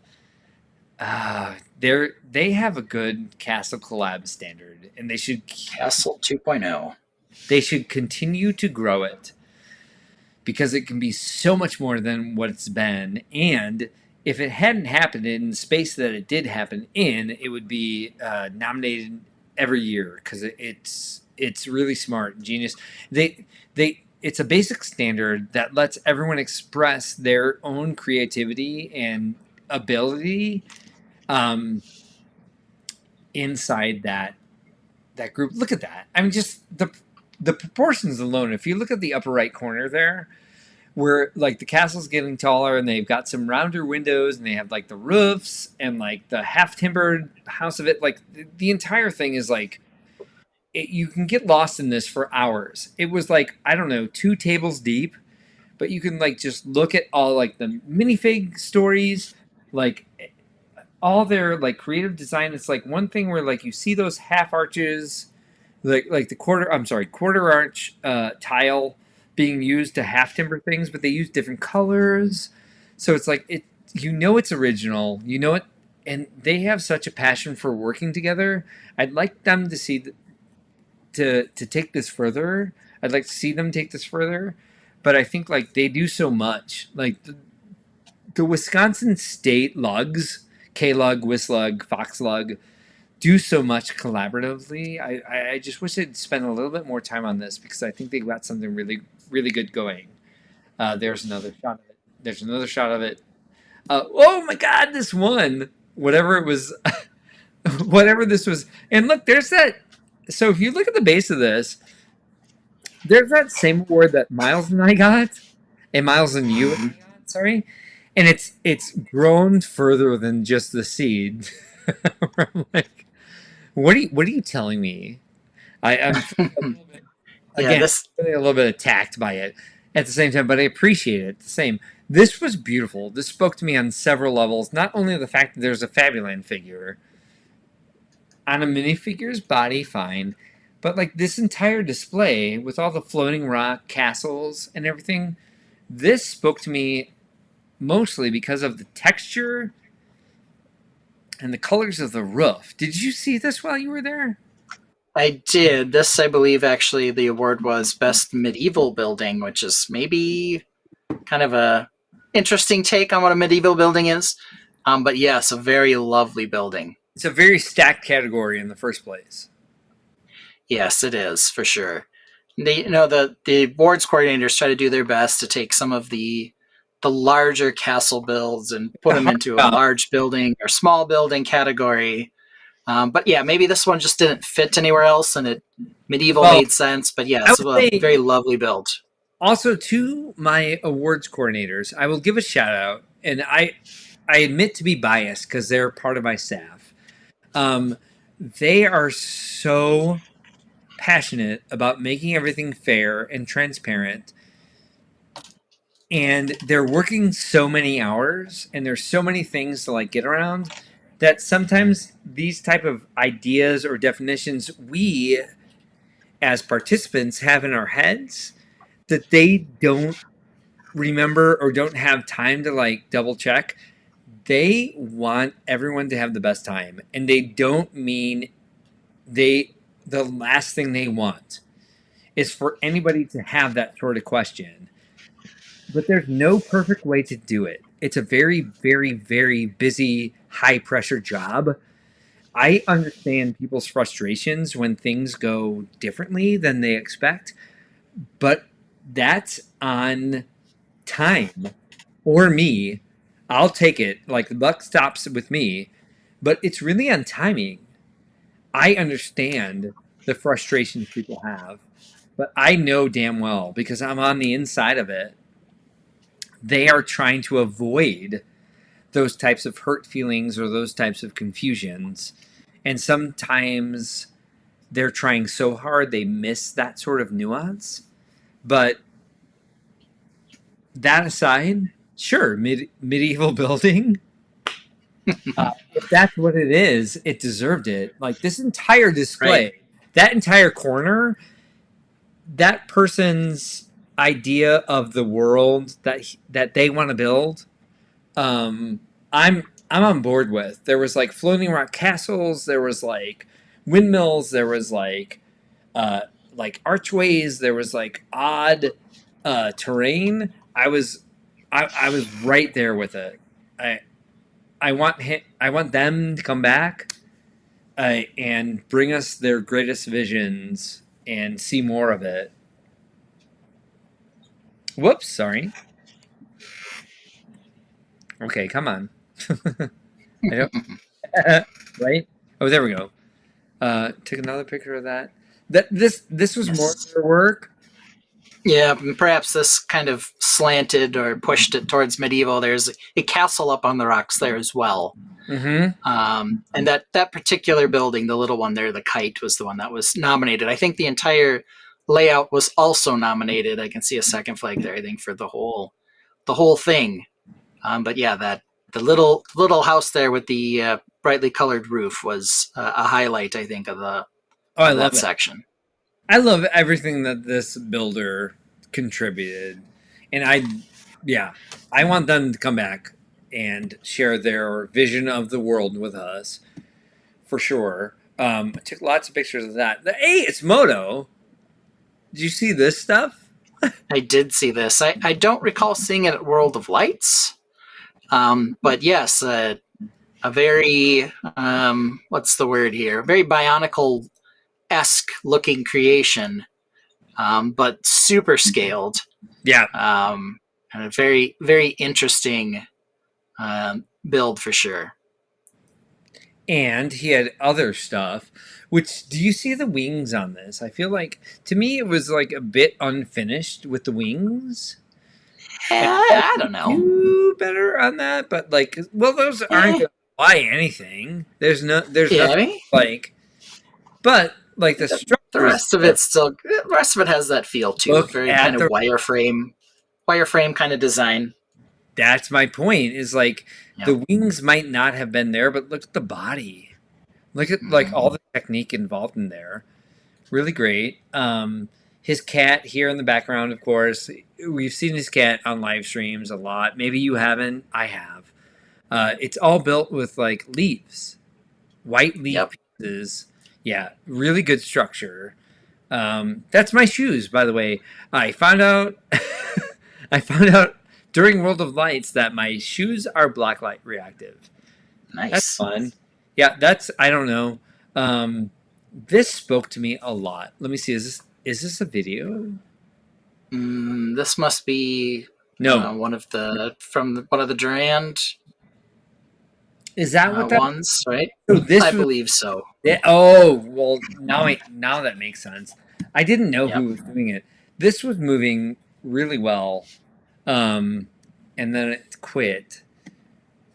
That There's Monica's family tree. yes, was that Monica Berry? Yes, I believe so.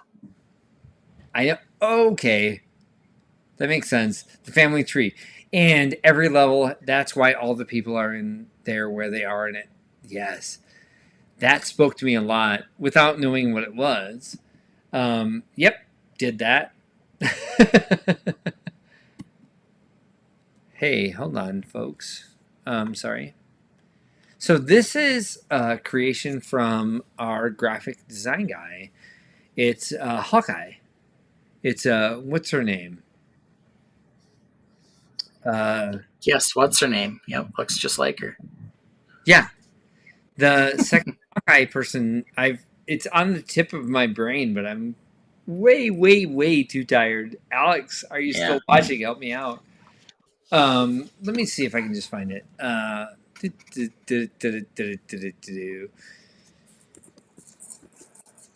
Hawkeye's other Hawkeye. I don't know.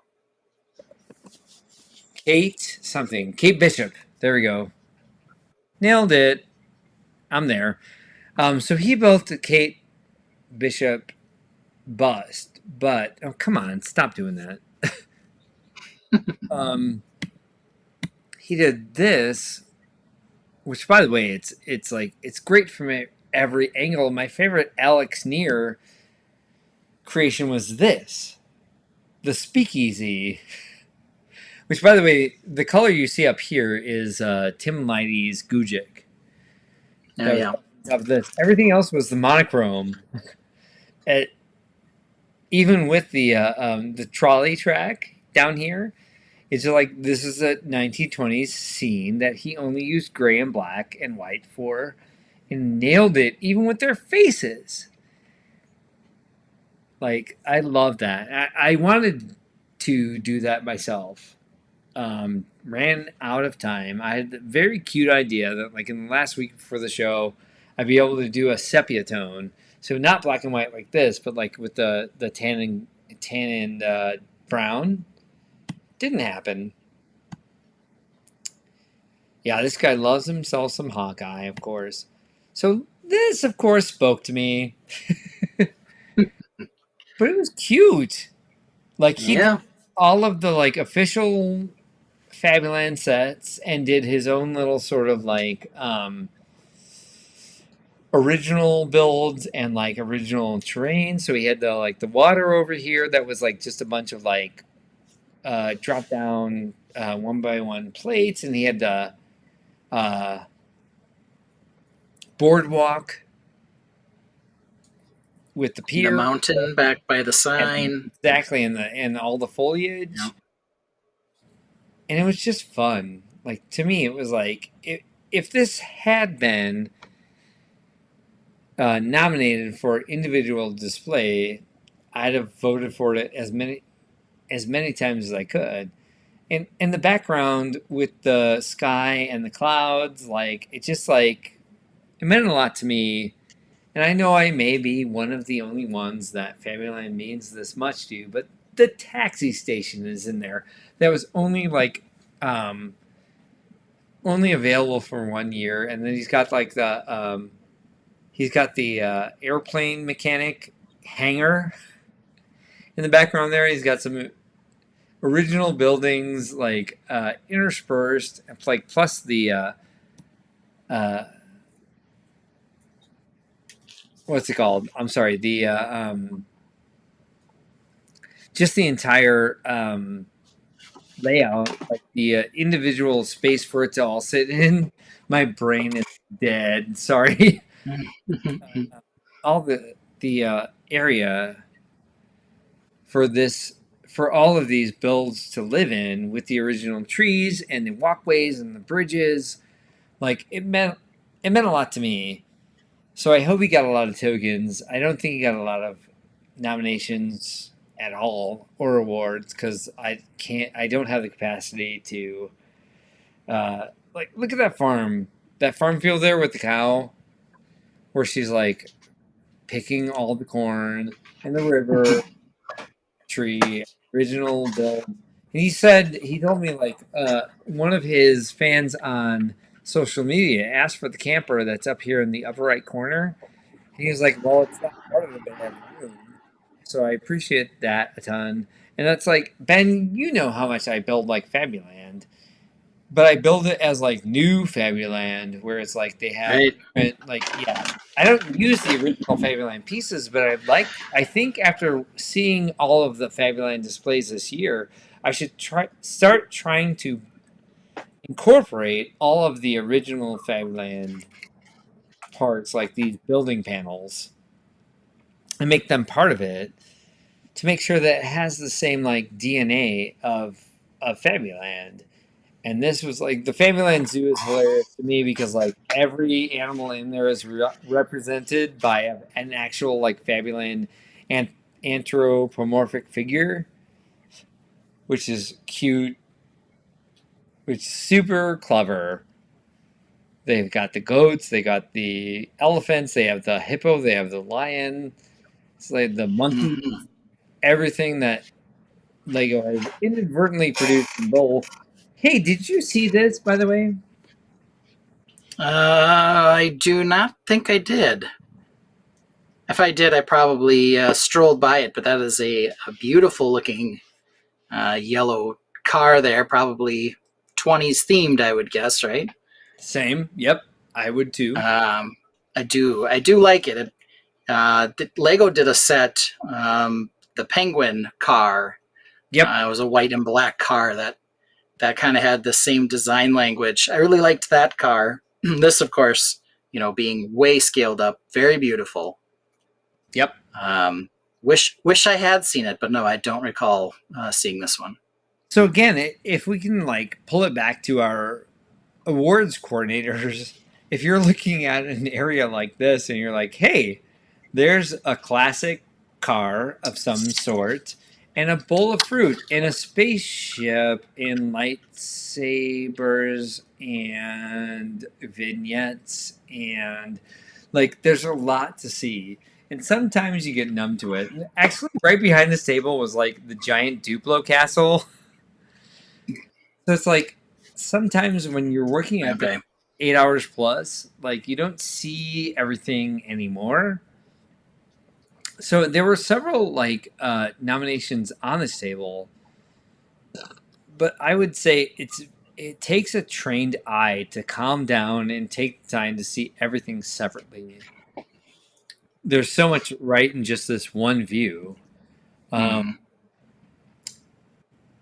So that has the best spacecraft in it, but there's also 3 amazing spacecrafts in that same picture. The toaster is amazing. I, I don't know how you feel the need to do that, but you did, and you know, like I would never create a toaster. That would be the last thing that I want to build myself. But at the same time, like you nailed what you were going for. Um, those same spaceships. Um, these guys definitely. I love the giant fig thing that's happening in the community. Uh, They're kind of like they're both oversized and yet too small. They're adorable. They're like chibi versions of oversized.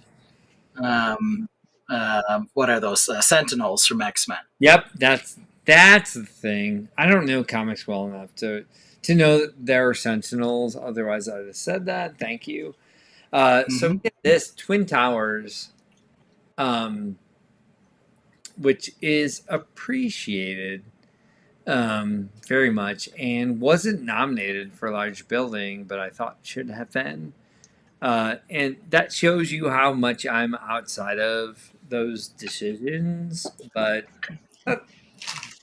like when you're representing something like this, architecture, I think taking like history out of it, like, hey, those were actual buildings. Like, let's honor the fact that they were there. I very much appreciate they were there, and that was someone from Canada that built those. Um, Makes a bit of surprise to me.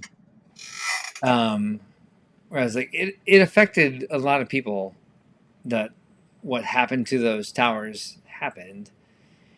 So maybe out of scale, but I liked the build a lot, and I couldn't keep myself away from it. This place, these mosaics were amazing. They were Mm-hmm. all math oriented, all shape and proportion oriented, and they had black lights showing off, like shining off of them. That was very cool. Virginia Bricks, are you on the stream? I lost my comments. How far are we right now on the comments? Probably a long way. I don't know anymore. Oh, because I'm in. I don't have my menu because I'm in full slide. There haven't been too many new comments. Most Okay, people are probably just enjoying the some of the highlights from 2023. Jesus. But Sorry. these of course, what was cool about these is opposed to regular mosaics, they also had a 3 dimension Yep. to some of them to do the shapes, um, which is sort of a bit of a new spin on your classic mosaic. And I've seen it done a few different ways, Yep. but there have been more people doing that this year. These here, the one you have here with the T-Rex, Um, Same thing. Some of the foliage there is not flat, but more 3D. These were crazy for World of Lights I because know, the right? lava explosion was all lit from behind, I know. which was really cool. Yeah. People are thinking of that more often, like how much it's going to affect their build when it's dark in the hall, Yep. and they're nailing it on a level that hasn't been touched before. So, what did you think about this one? The same thing. It was crazy at nighttime. Um, I don't know. It's Star Wars and a mosaic and everything else, right? I mean, it's kind of all the cool stuff. So, I was running through the hall at like a pace that nobody should. And so I couldn't see it until I saw the pictures later. I realized there were people around it and it was big. So I took pictures, but I didn't know what it was doing until I saw it during World of Lights. Hmm. I see it now. It's easier to see than a thumbnail for them. It's like people are creating mocks on a level that we can't see until we can like calm down and take the space, you know. So I hope we can encompass every creation because we're moving so fast to like get all these done. So I hope something like this was captured in the nominations. Is my point. Yeah, I don't even recall. Mm. Was very cool. Lots. I mean, if there was saying the medieval category had a lot of things in it this year, the Hmm. mosaic category probably suffering from something similar, where some of it's art, some of it's pop culture, some of it's individual layout. Hmm. Just too many good ones for one category.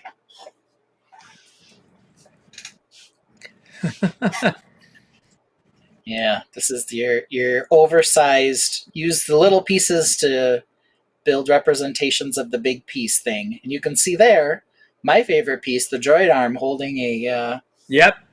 holding a bar for all my railings, as well as some classic space tanks and a headlight brick. I guess that's actually the four-way headlight brick there, but yeah, there you go. My droid arm in supersize. Yeah. Look at that.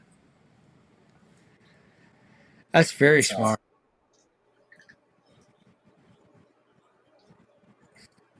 The one by one with four side studs right yep, here. I like the grill plate back there, the grill tile. Here Yep, in orange. Yeah. I love. It's just a really cool shape for everything else done in this scale. It's something I don't get until I like talk about it. Cool stuff. Battleship. A lot of great mosaics this year, like really bright colored, like draw you into how we do Lego art.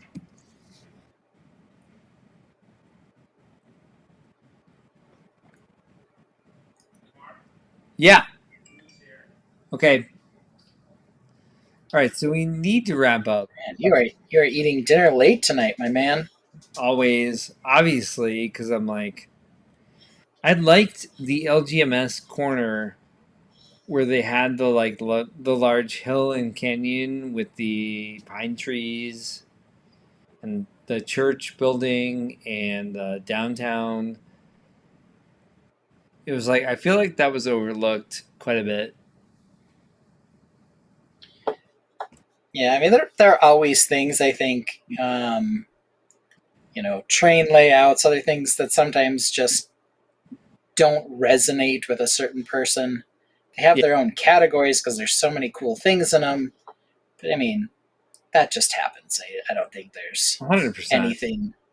anything nefarious or anything, but it is, sometimes you just miss things like that because it's just not what you're drawn to. It doesn't mean it's not amazing. Yep. Here's the city you were talking about. Yep. From Quebec.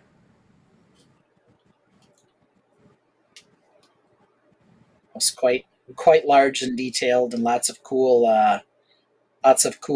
sailing ships in particular Yes. on that build as well. In the upper right corner here. Yep. They they did not have the plan to like actually make that all cohesive, but then they knew it was part of their city, so they were like, "Well, here's our blank space behind these chairs here um, to make it all cohesive." I this was cool to me because that's clearly iconically the haunted mansion from the. Well, this yeah, my wife liked this one in particular because it is in fact the layout of, if it's a Disney World or Disneyland, one of the two, laid out where all of the things are. It must be Disneyland, the one that's smaller in California, Yep. celebrating the 100 years of Disney. And she was telling me she's been there a couple times, that everything was in relatively close location to where it's actually supposed to be on the Disneyland map. Yeah. So Well, it's recognizable enough that it was appreciated either way. yeah, In, all yeah. kinds of cool attractions on that one. Whoops, sorry. All right. That is what I was talking about earlier, where it's like just transcended. Where what is that? Do you know? Um, Not exactly. It kind of looks Right? like a library and a floating pool and a bridge, and I don't know. It's just very cool looking though. Yeah, left up to you to let you know where that world is. Love that a lot. That again. All right, so I think we're pretty much ready to end for the night. I'm very tired. Yeah, and Um, these, oh, these are just some complete random highlights. There was 9 trillion other things to see this year. It was crazy. right? Yeah. So next year, we should probably take like a couple weeks off the live stream because my brain slows down heavily after Brickworld. So, as much as I wanted to do this, I think like I can hear. Oh, I put a Gujik on this myself. By the way, if you didn't see the Gujik this year, it was here. Whoops. This was this year's Gujik from Tim Lighty from last year. It was a little working waterfall. Like you'd have to hand crank it by hitting the turnstile off to the left of this from looking at it from face on to like make the waterfall go. But it's a very good representation of what we did last year. And what really makes Tim Lighty the genius that he is creating like things that fit together around one giant impressive structure. And that was his impressive giant structure last year was the waterfall. So I hope everyone takes it and appreciates the level of it. But that's what we do with our Brickworld Masters, and Casey will have one for this coming year. Um, it's just a celebration of one person's work and how they decide to express it. And this is how Tim expressed his, and I think he nailed it because I do agree. that what he did last year was pretty fantastic. But he's been doing stuff that's been very impressive since his first year at Brickworld when he was like literally 12. I think I'm right. Brickworld, he was 12 years old, right? You are incorrect, but we'll go with it. Okay, how old was he? I believe Tim is 30-ish now, so he was Is probably he? in his early 20s. Yeah, I think so. Was he though? I don't. We'll have to ask him. He just looks so young and vibrant all the time, right? Right. So do both of us. We Yeah. always look young and vibrant. Yes, yes, totally. All right, damn long live stream. Oh yeah. And actually, there's a lot more to cover, but I have to go eat food because I'm dying. I hope that's over in the next week, but it may not Well, be.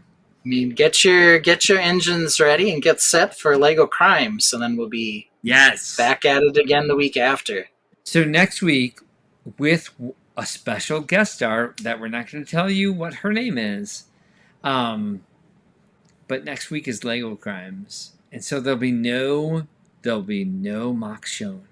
We won't talk about design or thinking outside the blocks at all in the sense that we have in the past, but we will be talking about like crimes that involve Lego.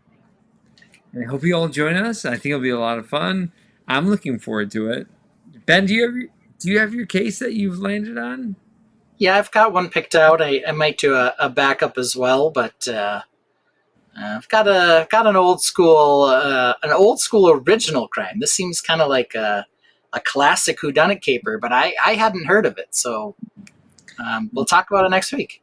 I have the same. I have a case and I have a backup in case you did the same case. So I would say just do this live on Thursday. Send me your slides because I can share my screen, but you can't. And I'll look at the slides and be like, okay, that's not my case. Just make sure we're not all doing the same case. Yeah, sounds good. All right. Good night, everybody. This has been a very weird episode. Only because I feel in a very weird state because I'm still not back to 50% of a person. That sounded crazy in and of itself. But I'll see you guys all next week. Hey, Ben, how do we end the episode? What's the Bob Ross quote? There's always the Bob Ross quote. Just remember that there are no mistakes. There are just happy accidents. Good night.